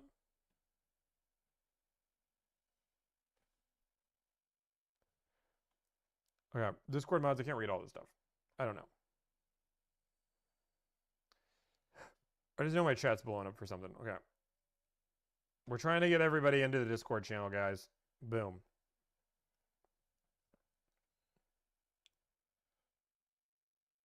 And that's all. And again, I didn't even, and that's like what I love is I didn't even bash, but like I had like Ash Auto come out and she made a video saying, what's happening? Oh, you finally got into counter. I'm so happy for February 19th. That's soon. Can I go? No invite? No invite? Rude. Dude, I thought he was going to return the favor. But like, again, but like, I didn't even diss the car. I didn't say, this is absurd. Nobody should buy this car. I just gave my opinion on the RAV4, just like I gave my opinion on the Telluride. And guess what, guys? I have more opinion videos that are coming. I filmed a lot of them. If you're mad about that one, you should wait till you see the Prelude video I have coming.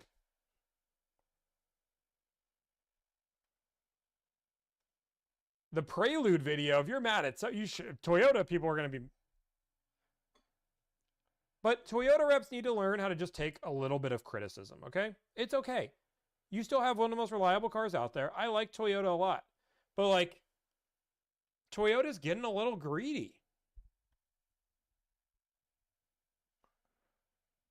Toyota is getting a little greedy. And I think they're going all in. They are super reliable. And people are going to pay their price no matter what.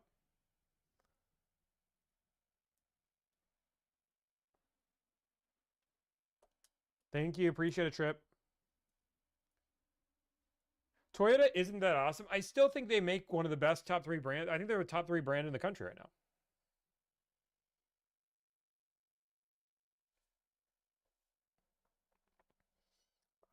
Toyota over Honda for sure. I make the argument that I don't know if I think Mazda is going to be sooner rather than later. I think Mazda outdoes Toyota. Now, I don't think the mass public will see it. Mazda has to run a crazy campaign. This is like, I love running my business, but part of me was like, I wish I could run Mazda's campaign because I know that like what the things that I would do to get Mazda to be number 1. I'm going to give Mazda a little hint. If you're watching right now, Mazda, you need to start attacking Toyota in the most playful way. Like, for example, you should have your CX-50 hybrid and say, hey, at least it's not 50 grand, and then put a picture of the RAV4 behind you. Take some shots. At least it's not 60 grand.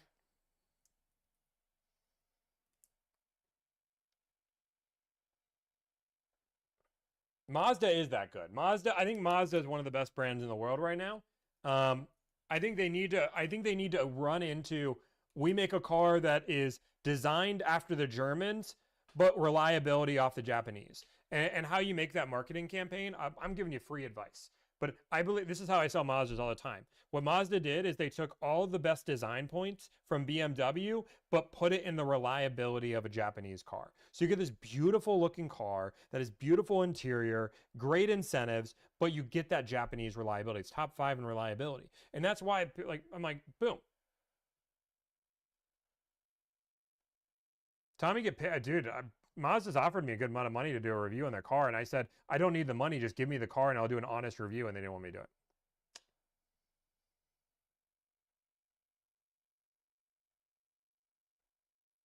Take all the Mazdas don't hold their value. They don't hold their value because people aren't buying them.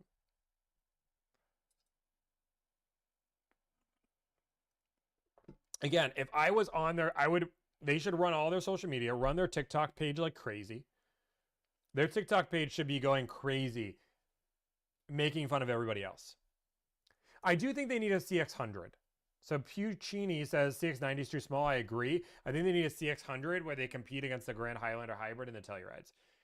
Just expand it out another 2 feet.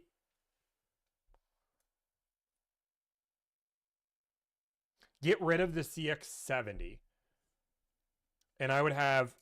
Actually, no, I lied. Get rid of... I think you have to get rid of one of your models. I think the CX-70 is proven to not work. I would get rid of the CX-70. Yeah, just get rid of the CX-70. Boom, it's gone. I'd do CX-5, CX-50.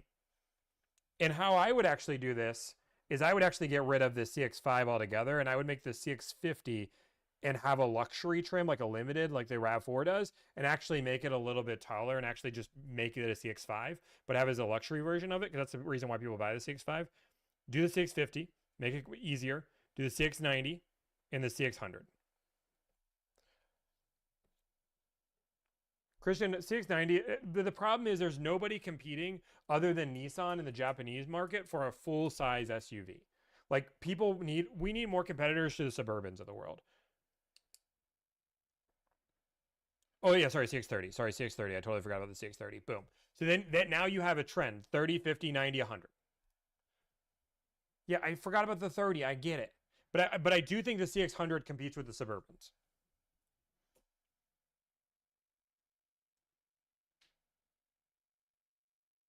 Why is Mazda not making minivans? Because they tried to they pulled down their diversity because they wanted to perfect what they were building, which is good.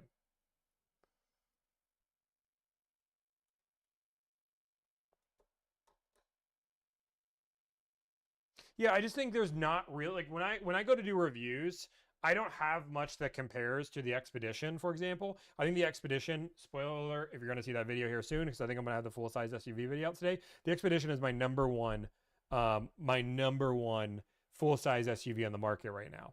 I did not put,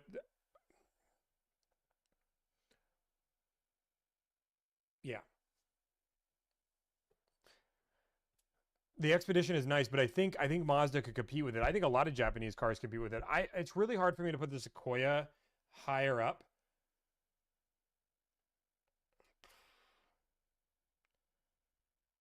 I think you can make an argument for the Sequoia. I think you can make an argument for the Sequoia, but I just think they've had a lot of engine issues and a lot of people are nervous about them.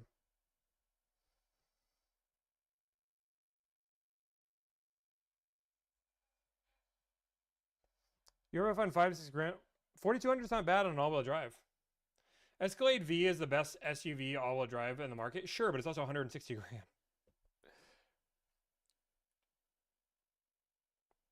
All of these influencers are big Mazda fans. Are they, and they still don't sell? Wonder why? Well, I can tell you with a fact that I've never taken, if you're trying to insinuate that I've taken money from Mazda, I haven't. Funny enough, I'll tell you how I actually became a Mazda fan, and it actually has nothing to do with influencer, right? Funny enough, when I lived in Iowa, and what you learn is the people who like Mazdas are really like nerdy research people that just look at all the analytics and stuff. My neighbor was an engineer. His name was Matt. He was great. Matt and Ashley. They were awesome people. And he went to go buy a car. He did all this research. I was in the car industry. He didn't ask me. He bought a Mazda CX-9. And I was like, okay, that's kind of silly. Who buys a Mazda? You're stupid. You should have bought a Subaru. Because I sold Subarus at the time.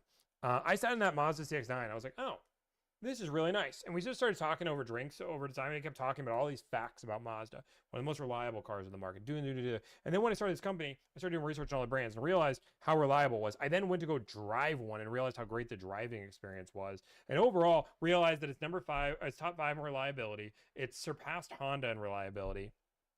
It is, the design is gorgeous. You can't look at a CX-90 and be like, oh, that's an ugly car. It is the best looking car in its class for price point dollar for dollar. They have crazy incentives, 0%, 0.9%, 1.9% running all the time throughout the year. You can get great deals on them, 10% off. Not paid to say any of that.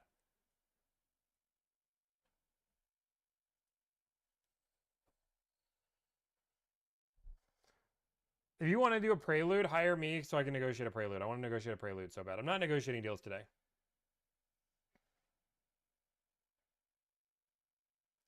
Sienna or Odyssey depends.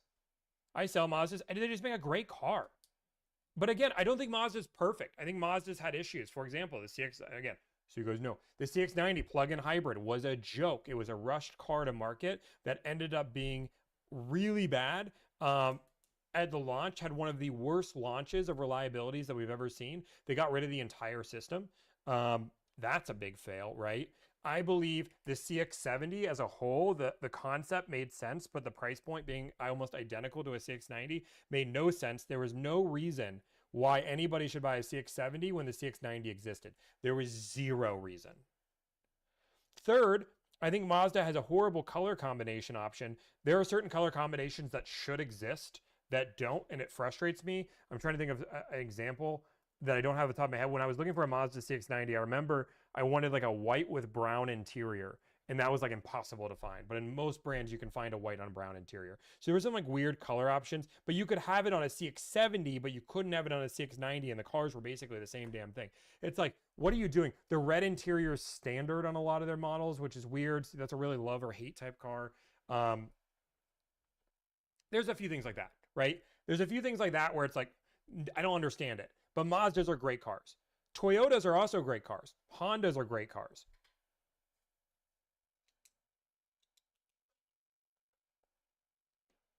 Volkswagens are rough. I wouldn't buy it. Thoughts of the new 6.5? I need to drive one. I actually am getting really mad. Like, this is a whole different thing, right? I don't, in the end. Never mind, I want to say it. I want to say it. I want to say it. I just realized that manufacturers are really rough.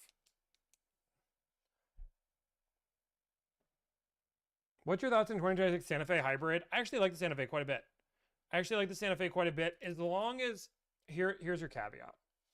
I need to talk about this. This is where I'm at. Let's talk about Kia and Hyundai. Kia and Hyundai's, their cars might catch on fire. I'm going to start off there. I think people buy a Kia Hyundai because of the price point. What they do is say, hey, I want a reliable car that has a really good amount of technology and do this. And when the Kias and Hyundais, it breaks down, they're like, oh my God, these are horrible. Kia and Hyundai, the best way to describe them is they are a poor man's Range Rover, poor man's luxury car, poor man's BMW, and there's nothing wrong with that segment. But if you're like, hey, I really like the luxury of a BMW, I really like the luxury of a Range Rover, but I don't want to pay 140 grand for a Range Rover, Kia and Hyundai start to make a lot more sense. Now, you notice that I didn't say, if you want a super reliable car that's going to drive 300,000 miles, go buy a Kia Hyundai. If you want luxury, and that's higher up your list than anything else, but you care about price point, which there are those people, Kia and Hyundai start to make a lot more sense. If you're number one in reliability, Mazda, Toyota, Honda. Those are your three cars.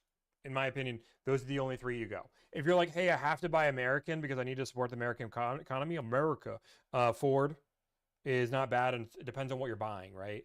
I think the Escape is horrible. I think their full size are pretty good. I think their trucks are probably the best, but like, it's like 1A, 1B, 1C. I don't see that. I know that there's gonna be like a Ford F-150 fan and a Chevy Silverado fan. I'll be like, no, my truck's better. Like, dude, it's like picking straws. They're really not that much. Pick which one you enjoy the most. The Ford Ranger is weird. I don't understand that one. Guys, I understand that certain one of these cars assemble in America. I was a joke about the made in America. Like, okay, whatever. I can't make jokes with you guys. Good to know. Good to know I can't make jokes with you guys. What luxury car is actually reliable? BMW. BMW is also top 5 in reliability. This is what people sleep on BMW all the time. BMW has been proven over the last 6-7 years now. They've been top 5 in reliability. Now, their previous models have been rough for reliability. So good. I think the best manufacturer in the world right now is BMW. Yeah, I'll say it. I think the best driving car, best value. I think an X5. Now, this redesign, I'm really curious to see because they're about to redesign this car. But the X5, I think, is better than the Cayenne. I've driven both. I have extensive time in both of those cars. I think the X5 is better. And I don't think it's better dollar for dollar. I think it's better.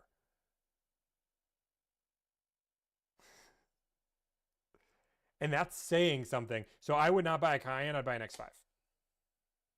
Volkswagen, I mean, if you like a car that's unreliable, doesn't hold its value, really trashy interior, and the technology is probably going to break on you in the first 7 minutes,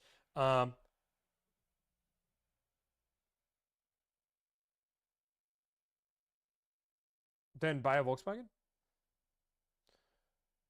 Ford Maverick Hybrid's good value. Would you do BMW over Lexus for reliability? Good question. No. So reliability, if you want to go reliability, it's Lexus, Toyota, Mazda, BMW, Honda. That's your list right now. I think it's Subaru. Now, Subaru on Consumer Reports list all the way at number 1, and you can make the argument that Subaru is ahead of Honda in most general. Consumer Reports, I do believe there's a little bit of bias there. I believe it's a pay-to-play system. I have no proof to that. That is my conspiracy theory of the day. But I do believe Consumer Reports there is something that we don't know that is behind the scenes.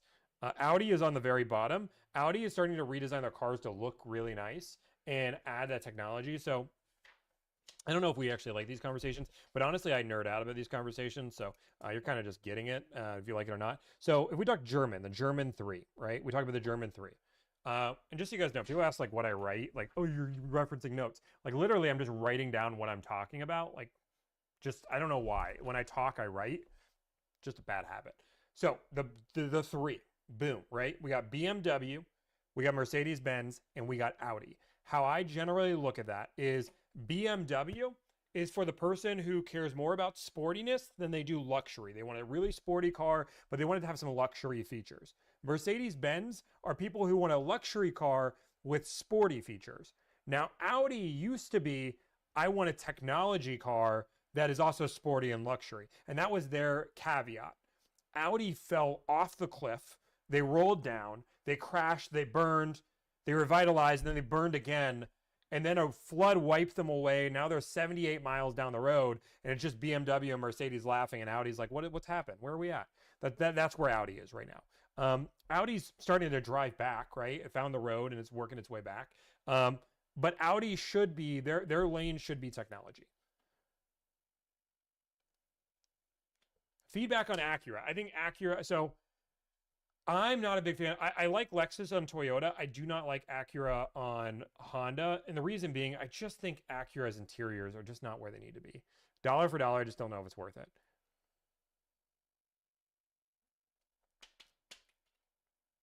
Audi got 2 Volkswagens, true. I want to get a drink 1 second.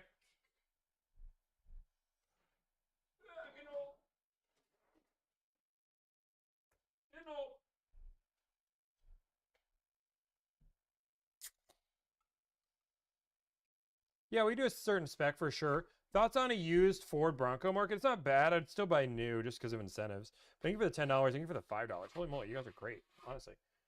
If you guys go to the Discord channel, if you're like, hey, Tommy, I want to ask my question, but I don't want to pay money, which you don't have, nobody has to pay money. I try to answer questions as we go. But like you can do it at the Discord channel, and I'll try to answer some Discord questions too. Pierre, no, I'm not Pierre, blah, blah, blah, blah, blah, blah, blah. Now, I do think, 1 second. I do think Acura makes one of the best all-wheel drive systems. Honda Acura, the SH all-wheel drive system. I can nerd out about that system forever, but it is such a technological advancement. I think the Subaru symmetrical all-wheel drive system is one of the best in the world. I think the SH all-wheel drive system is better. I wish they put it on more models. I wish they would made that a differentiating factor. I wish it was on the like things like the Type R. That'd be crazy. Make a performance-tuned one like the Subaru is able to do with their symmetrical system. I think you can have a lot of fun with it. Gas hybrid EV. So this is also where a lot of people get confused. Right now, we are in a world, and people are not going to like this. For reliability for most brands, hybrid is proving to be more reliable than gas. Not plug-in hybrid, but natural hybrid, non-interactive systems. Toyota is 13% more reliable than with their hybrids than they are gas. Now, things are more expensive if they break. Nobody's disagreeing there. But 13% of the time, things break less. That's why they went to a full hybrid system. Now, under gas is going to be plug-in hybrid. That is going to be the next... Actually, sorry, it would actually be EV, then plug-in hybrid. Plug-in hybrids are the least reliable out of every system out there.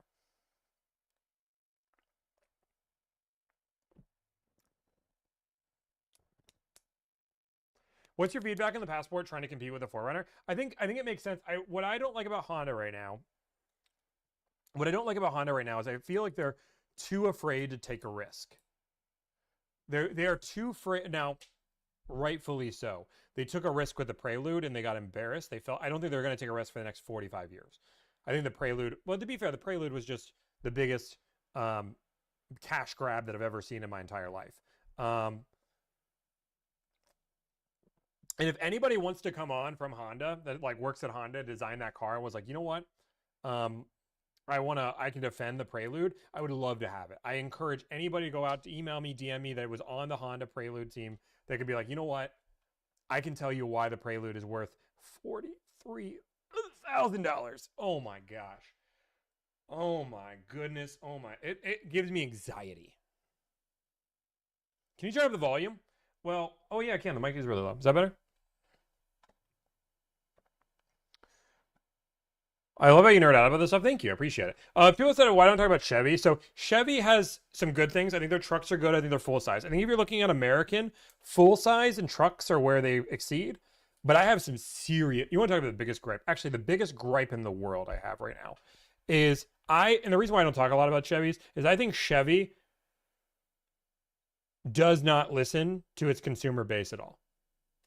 I think Chevy, I would love, I'll talk to one of the CEOs at Chevy. I'll talk to one of the people on the design team of Chevys. I think it is the biggest joke in the world.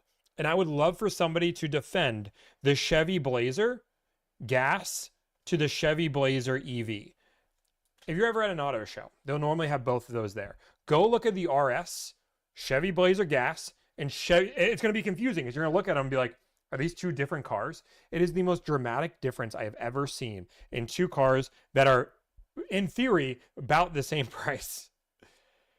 The gas model is a joke. It looks cheap. It looks weak. It's RS for $48,000 in RS. There's nothing. If there's a car that Tommy does not recommend, it is a Chevy Blazer gas car. If you want to say, hey, Tommy, what not to buy? Do not buy a Chevy Blazer gas car. There is a million other things. Go buy a Toyota GR Sport over that.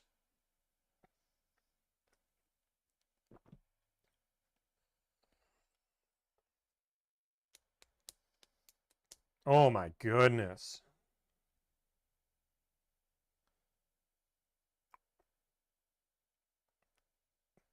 What do you think about Infinity? Probably going under here soon. What do you think about small trucks? I think small trucks are fun. I think more manufacturers. I understand why more manufacturers aren't doing them, but I think I think K trucks are about to make a huge entry into the market and do things in a major way. Frontier is good. Tacoma is good. Tacoma's a little bit bigger than a lot of people like to deal with. Frontier is a good size. Maverick's a good size. I think it's what most people need for a truck, but most people want America truck. I said I wouldn't post this, but here we are. Oh, dude, are you still doing this, Susie? Let's talk about China trying to enter the U.S. market. They're trying, but I mean, there's no way they're going to do it anytime soon.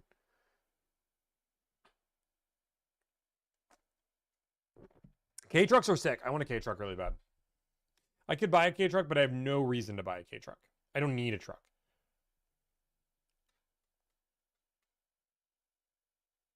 Yeah, I understand some people really like the Ranger. I don't know. It does not have the popularity of what people think. I would never trust a China-made car. Yeah, it's probably listening and watching you sleep. It's probably watching you sleep every day. Sorry, just the, I don't know. Just the China stuff. It's always funny. Thoughts on Ram? I mean, I think CDJR. I will tell you, like like when Tommy's not. People ask like, what do I do when I don't think I've delivered? What I think about is if I became the CEO of Chrysler. This is like I'll do in my walks, right? A lot of times I think about work, but when I don't want to think about work, which sometimes happens, it's pretty rare. Maybe I'm on a run. What I do is I just got hired to be the CEO of Chrysler, Dodge, Jeep, Ram, or Mazda. How do I get the brand to the #1 car manufacturer in America? How do I do that? And that's where my mind goes. Chrysler, Dodge, Jeep, Ram has an identity crisis. I believe that they do not know who they are, and they are afraid of picking that identity because they don't want to lose people.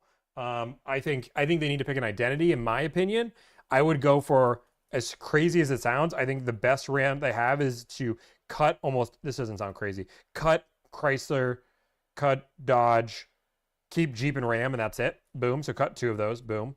Move the models over that need to be moved over, and make it a luxury American car at a good price point.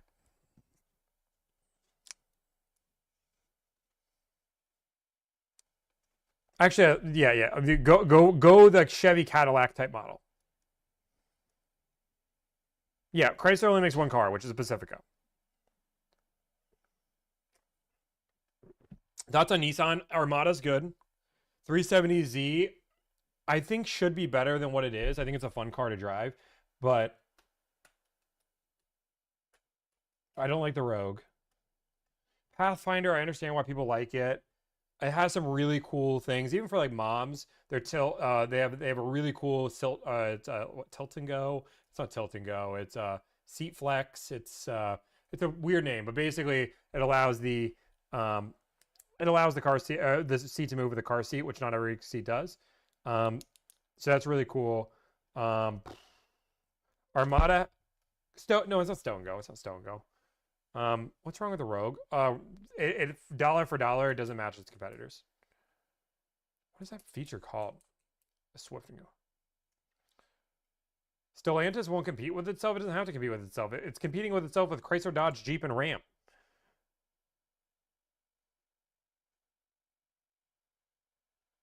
It's not Stow and Go. Stow and Go is the minivan. That is a Pacifica thing.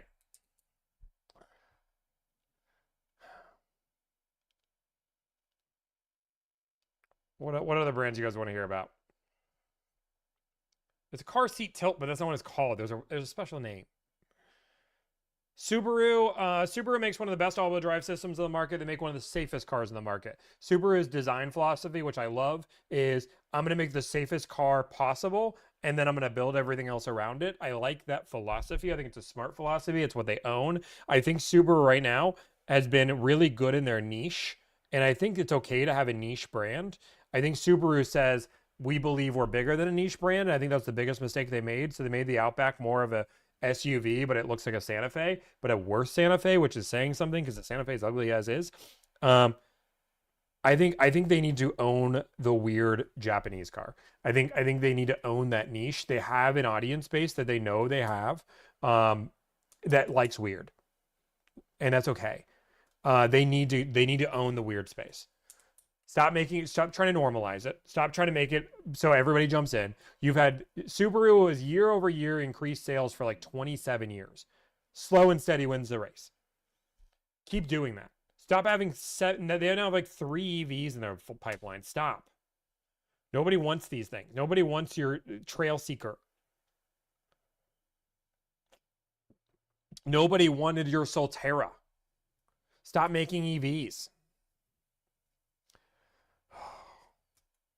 All Subarus are good except the Ascent. Ascent had problems. The Ascent caught on fire a little bit. That was kind of a big deal.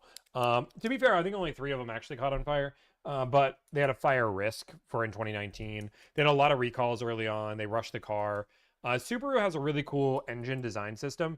By design, they just have a really cool engine format. They have a boxer engine, which the only other brands to really do that is Porsche, which allows them to have a lower center of gravity. Just pop the hood on a Subaru and pop the hood on a Toyota, you'll notice the engine is higher up compared to a Subaru. That lower of engine makes it so it's a more fun driving experience, but really it's a better driving experience, more controlled. If you had to do sudden maneuvers on the interstate, you'd be able to control a Subaru better than a Toyota, for example. That symmetrical all-wheel drive system is one of the best in the market. It is very unique because with most all-wheel drive systems, how all-wheel drive typically works, if we have boom, this is clearly the greatest all-wheel drive system. It's front-wheel drive, so this is turning.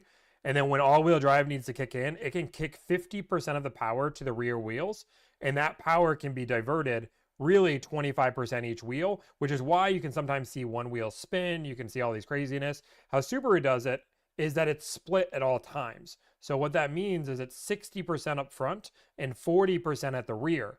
But it's smart enough to be able to send up to almost 100% of power to any given wheel. So if you have 3 wheels spinning and only 1 wheel able to get traction, it can send almost all of the power to this one wheel. And this one wheel can then actually get traction, move you forward. And it's all instantaneous because there's no lag from the 100 to 0. Instead, it's the 60-40. Now, depending on what car you have, like if you have a WRX, the cool thing about it is they split this split to 45-55. So they actually give you 55% of your power in the back because it's more rear wheel bias. More rear wheel drive is better for a rally car. It's fun. And depending on their cars, every model is a little bit different on their bias. Most of it's a 60-40 split. See, I like nerding out about like all-wheel drive stuff and like nerding out about cars. Like this is where you give me an old-fashioned, we sit down and you want to talk about cars. Depends on the model, but most Subarus are 60-40, not 55-45. So this is the important part. Oh, and this is the other, the other part. So how most, and I'm going to explain this in layman's terms. I'm not going to go into car terms. I'm going to explain it. So what happens here is, this is the axle, right? Let's say one wheel is spinning and one wheel is not, and they need one wheel not to spin and send the power over here. What most, like Toyota's all-wheel drive system will do is they'll apply brakes to this wheel over here. So this wheel can't move, so the power is forced to go over here. That is how the system works. But how Subaru's system works, the SH all-wheel drive system works, is they actually have the axle back here, and they have sensors that do not use the brakes, but instead uses the axle to actually divert the power. So you're not using the brakes to do that, and because you're not using the brakes to do it, it's a more reliable system. You can send more power this way. That's the easiest way to describe it without going into all the nerdy terms. 4x4 is really, really simple. You have 50% of your power in both axles. Boom. At any given time. That's... How are brakes unreliable? Because it's not that they're unreliable, but it's when you're pushing all your power, all you're doing is forcing the power to go this way by utilizing brakes. And that works, but it's not as effective as actually just being able to send the power there.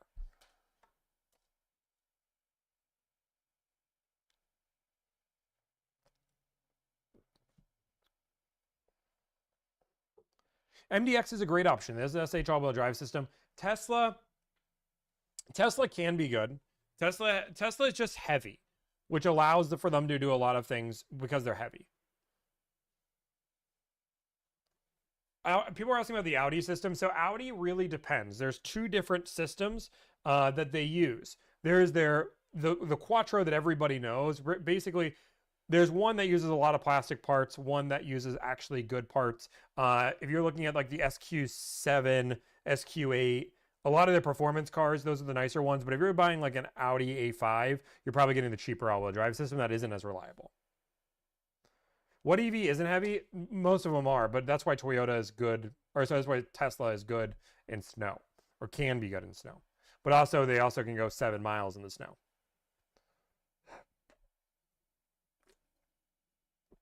Thoughts on the Grand Wagoneer? I think they're super unreliable. Volvos are one of the safest cars in the market. They have a really good all-wheel drive system. They use a Haldex system. Nobody's died in a XC90 in the US, which is saying something. Now, I will say, I think that number is biased because of the amount of XC90s in the market. I think it's a really cool stat, and they should own it, and they should run it as far as they can.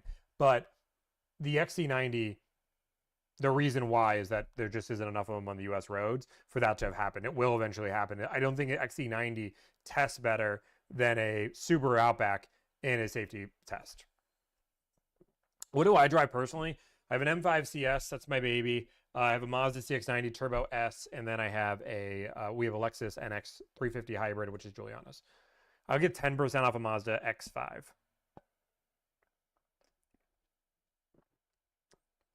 Thoughts on about getting into the importing side? Nah, pass. Have I been to Avon, Connecticut? No, I haven't. I work at Subaru. They're really good cars. Yeah, Subarus are good. Again, they have some really, really cool things. Like when it comes down to, one fun fact, if you go and look at Subarus, I have a lot of Subaru facts. If you go look in the back door, you're going to notice at the very bottom of the door, I don't know why I'm using a pen. This is a better door. Let's go this. This is a better door. At the very bottom, you're going to notice a little peg. That looks bad. A little peg that comes out. And you're going to notice it locks into place onto the frame itself. If you go look at any other car, you're probably not going to see that same thing. I don't know any other car that does this. This design was only made for safety, and it adds an extra layer frame. It's like it's not tungsten, is what they use. They use some crazy thing that makes it so it makes it so it's like 80% more impactful on a side impact compared to any other car. Again, Subaru just does small things that makes their car more safe. The way they put their engine lower, the reason why they use the boxer motor isn't actually because it's better handling. That's a benefit. But the reason why they originally did this is they noticed when people got in a fast enough front impact, what would happen is the engine and the transmission would start to push into the cabin, And there was nothing they could do with the frame to fix that. So with this new frame, what they could do is have your motor mounts drop and the engine can now submarine under the car, making the car basically totaled, but protecting the people inside.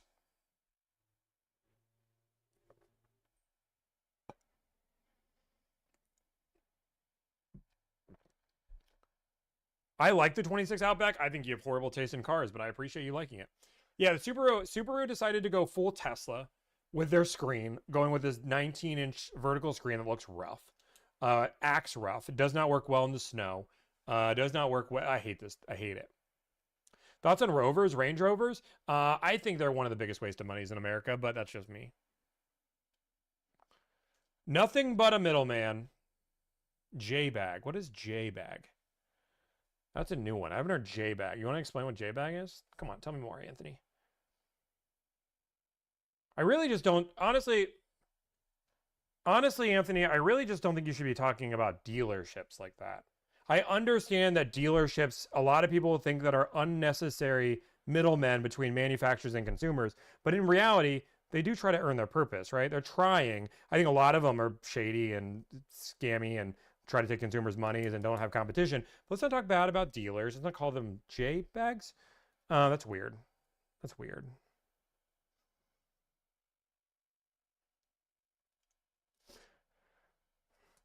Why do salesmen hate me? Because they are either ignorant or they just do not want to admit that they're the dealership. Actually, I'll give you the real answer. The real answer is car salespeople believe, and I was in the same boat. So I don't think this is a bad thing. I don't think this is. Actually, I do think it's a bad thing, but I don't blame them. Car salespeople live in a bubble, right? They live in a bubble. They know their dealership and their world and how they do things. But because they sell cars all the time, they now believe they're an expert in buying cars.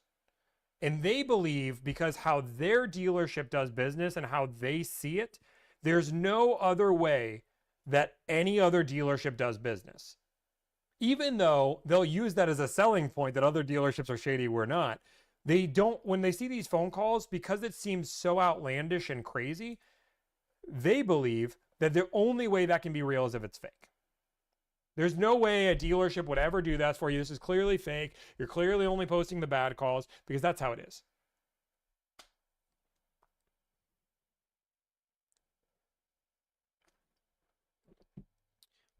Buying cars is also the only industry that I can ever think of that becomes harder to buy a car when you're more educated. The more educated you are, the harder it is to buy a car. Land Cruiser versus 4Runner? Land Cruiser in my opinion, but 4Runners are good.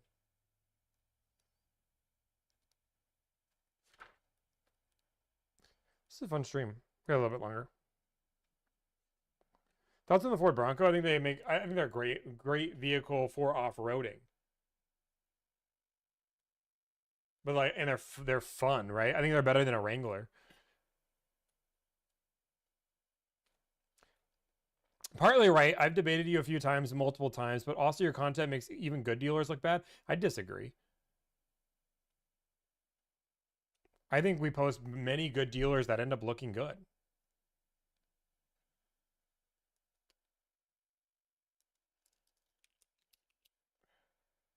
The problem is a lot of people don't see that good content because it doesn't go viral. I still post it. Because my whole channel is about showing what it's like to buy a car.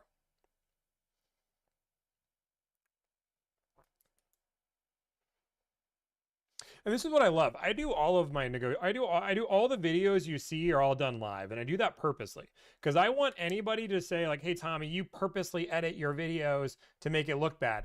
I want to have all the proof out there. So if somebody says, "Hey Tommy, you do that," go prove me wrong. Go pull the footage yourself. It's out there. You can go find it. Go do the work and show where I edited the video to make them look bad and me not. Oh wait, it hasn't happened in 3 years because we just cut the video. We cut the silences out. We cut some of the conversation out because we can't put a 45-minute conversation in 10 minutes. Why are you making salespeople looking bad? I don't make them look bad at all. They make themselves look great. I make them. I'm just trying to buy a car. Raptor market, I would say $4 to $5 off right now. Thank you for the $2 donation.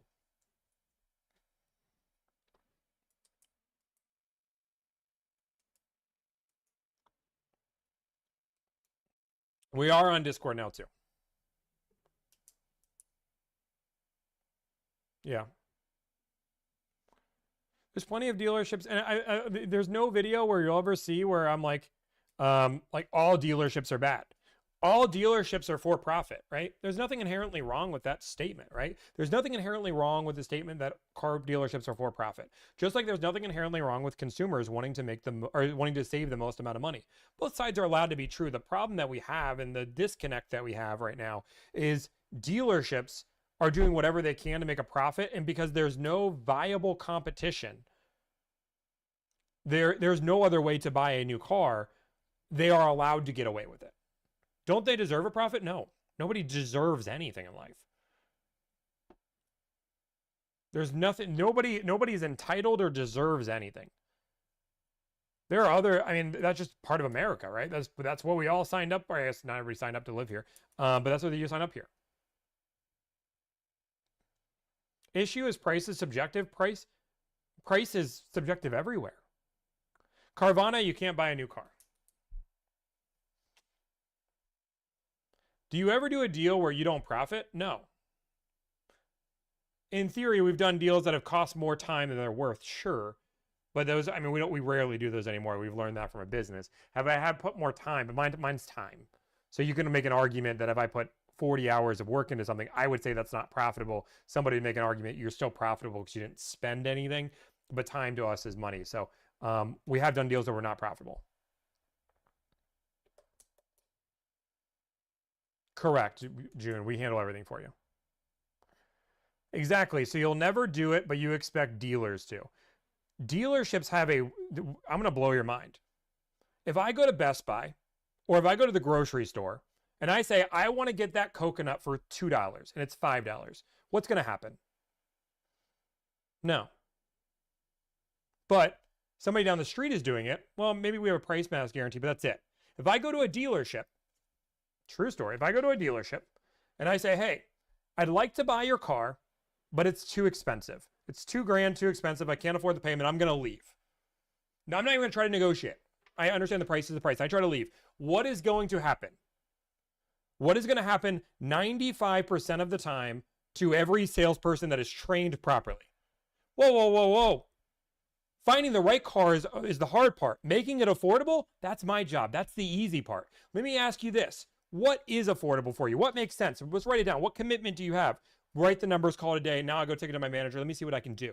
Car salespeople naturally are trained to negotiate because that is how you sell cars. They created this business model, and if all dealerships wanted to stop negotiating tomorrow, they could. Again, you can't get mad at consumers for taking advantage of a system that benefits dealerships. Like, for example, I don't negotiate my $1,000 fee. Everybody pays it no matter what. And if you don't want to pay it, you don't do business with me. Nobody can force me to negotiate. But dealerships have realized that, hey, if we start high, there are some consumers, even if it's 10% of them, that will just say yes. And there's going to be some dealers or clients that are going to negotiate like crazy.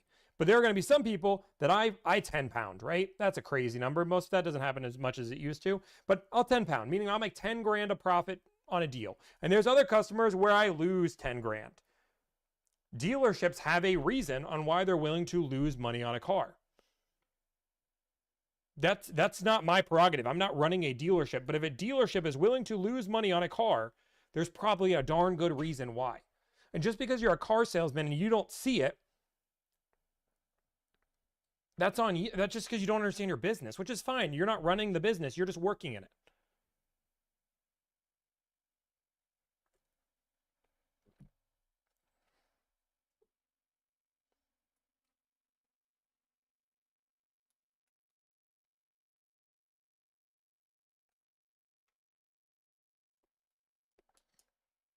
Nothing in Canada yet.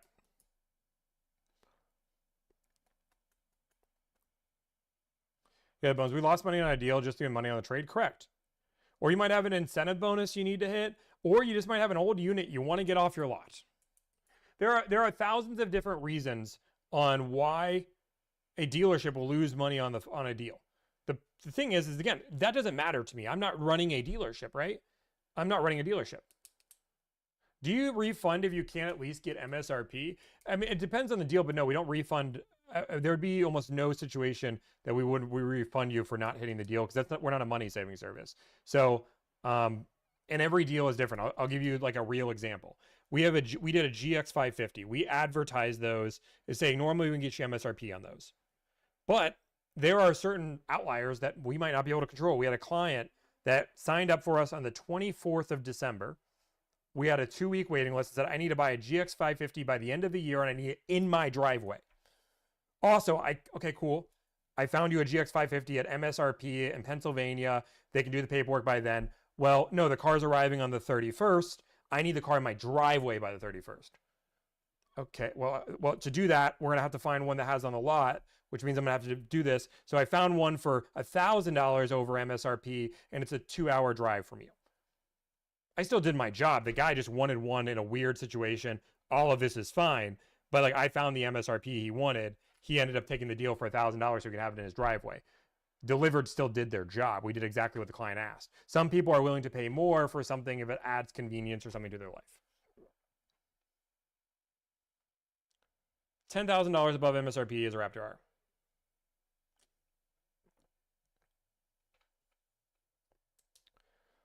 Yeah, so and this is why this is why I believe the car industry.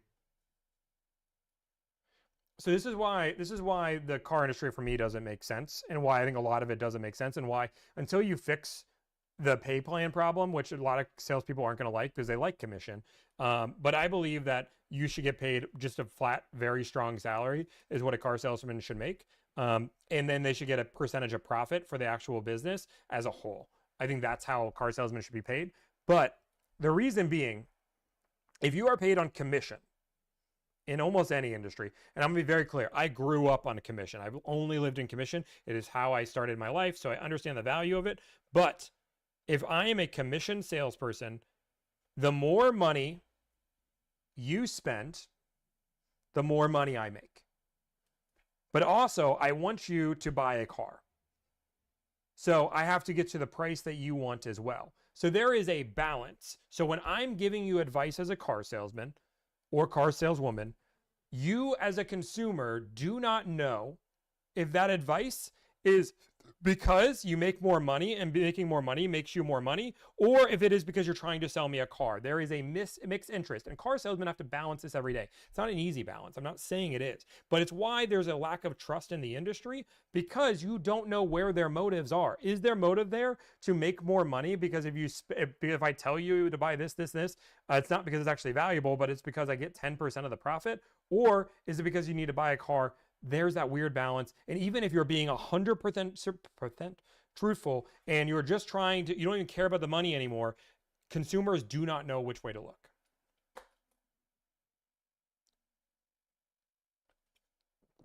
No, bro, I'd be working at $15 per hour. No, I think a good car salesman should be a professional. And I believe they should make at least 6 figures. At least. I believe a good car salesman should be a salaried employee. I believe that they should, and I believe the expectation for car salesmen is down here. I believe product knowledge would be the first thing that I would fix. I would want every car salesman to not only be an expert on my car, but be an expert on every single one of my competition, so they can actually properly advise and be able to talk about competition. And that should be something, the idea that consumers are going to know more than me is absurd. I believe they should know the process better. I believe they should know financing better than everything else. I believe they should really understand this industry, and right now they don't.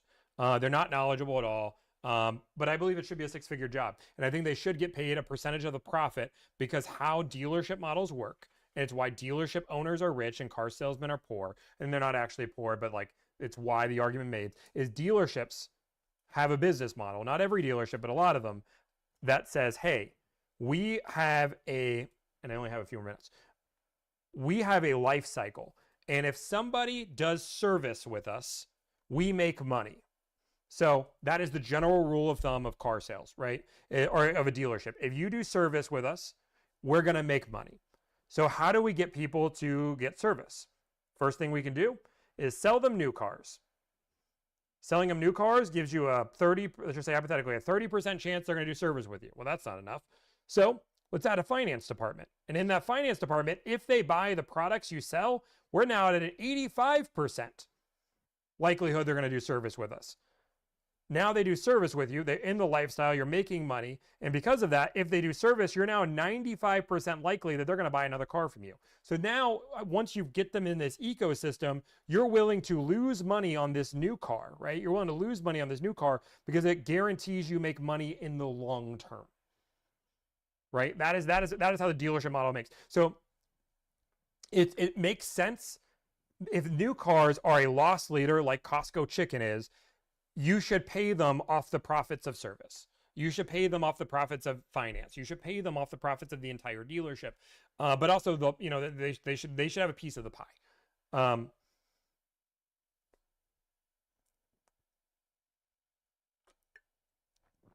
And that's life cycle sales, right? That's okay.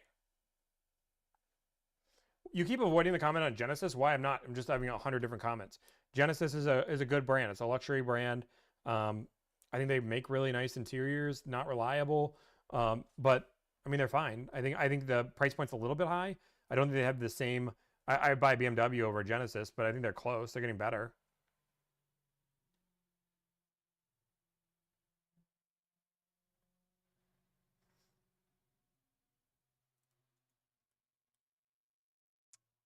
I don't think Costco Chicken is a loss leader. Well, I mean, they've reported it's a loss leader. I can't imagine that they still have a 5. I think it's a loss leader. There's no way they're still making money on a $4.99 chicken. If they did a salary with a monthly small profit, would agree, like 5%. I think you have to make it smaller than that. Because the problem is if you give 5% of profit, now you have 10 employees, you've now given 50% of your profit away to 10 different employees. That makes no sense. It has to be a really small number. But you're paying them a big salary, and that number is big. So if you get paid, let's just say you make 20 million in profit as a dealership, hypothetically, and on a quarter, and you get paid 0.02% of that. That's $400,000. It's absurd. That's not right. No, that's 2%. 0.0. I need to do 0.02. That might be $4,000 in theory. So like that's a crazy number. Is it 566? Any GX550s? You can do MSRP as a GX550. And I only have like 2 more minutes here, guys. Do you think people are trying to get $50,000 on an E350? MSRP is 58. I don't know if you're getting under MSRP on one. Not really. I don't think you're getting MSRP. This is not criticism, but if you don't advertise as a money-saving service, then why do you put so much energy into negotiation and pricing? It's a really good question. So first off, a restaurant is not a money-saving service, right? But if they didn't cook good food, you wouldn't go to them. So people hire us to save time, energy, and anxiety. If I just went out there, went to the grocery store, gave you all the ingredients and said, here's your chicken parm, and it's not cooked, you'd be like, what the hell are you doing? People hire us because they don't want to do the work. It's not a money-saving service because you can do it on your own. You don't need us. So that's why. Does that make sense? Like the idea behind it is we spend all that time because people still want a good deal, but they do not want a world where they're going through and just having. Otherwise, what's stopping them from going to the dealership call a day? How many deals do you do on average a month? 200 plus. So if you guys don't know who I am, hi, my name's Tommy. Nice to meet you. I negotiate car deals for a living. My goal is to save you time, energy, and anxiety. We save you money, but that's a byproduct. I charge a flat fee of $1,000. I handle everything for you. The price of the car, the trade, the add-ons, the accessories. We actually have an entire team of 9 people dedicated to making sure you have the world's best ownership experience. You have 3 people dedicated to your team at all times, negotiating your deal, making sure your customer experience is great. Awesome, rocking and rolling. If you want to learn more, I personally answer every single email that goes through the email list. You can go through there. If you join our Discord page, I'm personally in there answering as many messages as I have. We have a lot of people in Discord now. If you go through my Instagram DMs, I also personally answer all those Instagram DMs as well. You can go through there, message me on Instagram. If you message me on TikTok, I am doing better at answering them, but I am not perfect. Tomorrow we do more negotiations. We got a stream. But I'm going to have to go jump off. I have a meeting in 1 minute, so I'm going to leave you guys.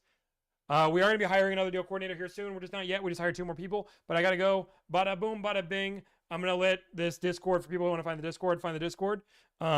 Hopefully you guys like it. It seems like people like the page. I'm going to ask the Discord page how it was. But I am going to now end this stream with the ending page. Bye-bye. Thanks for watching. See you later.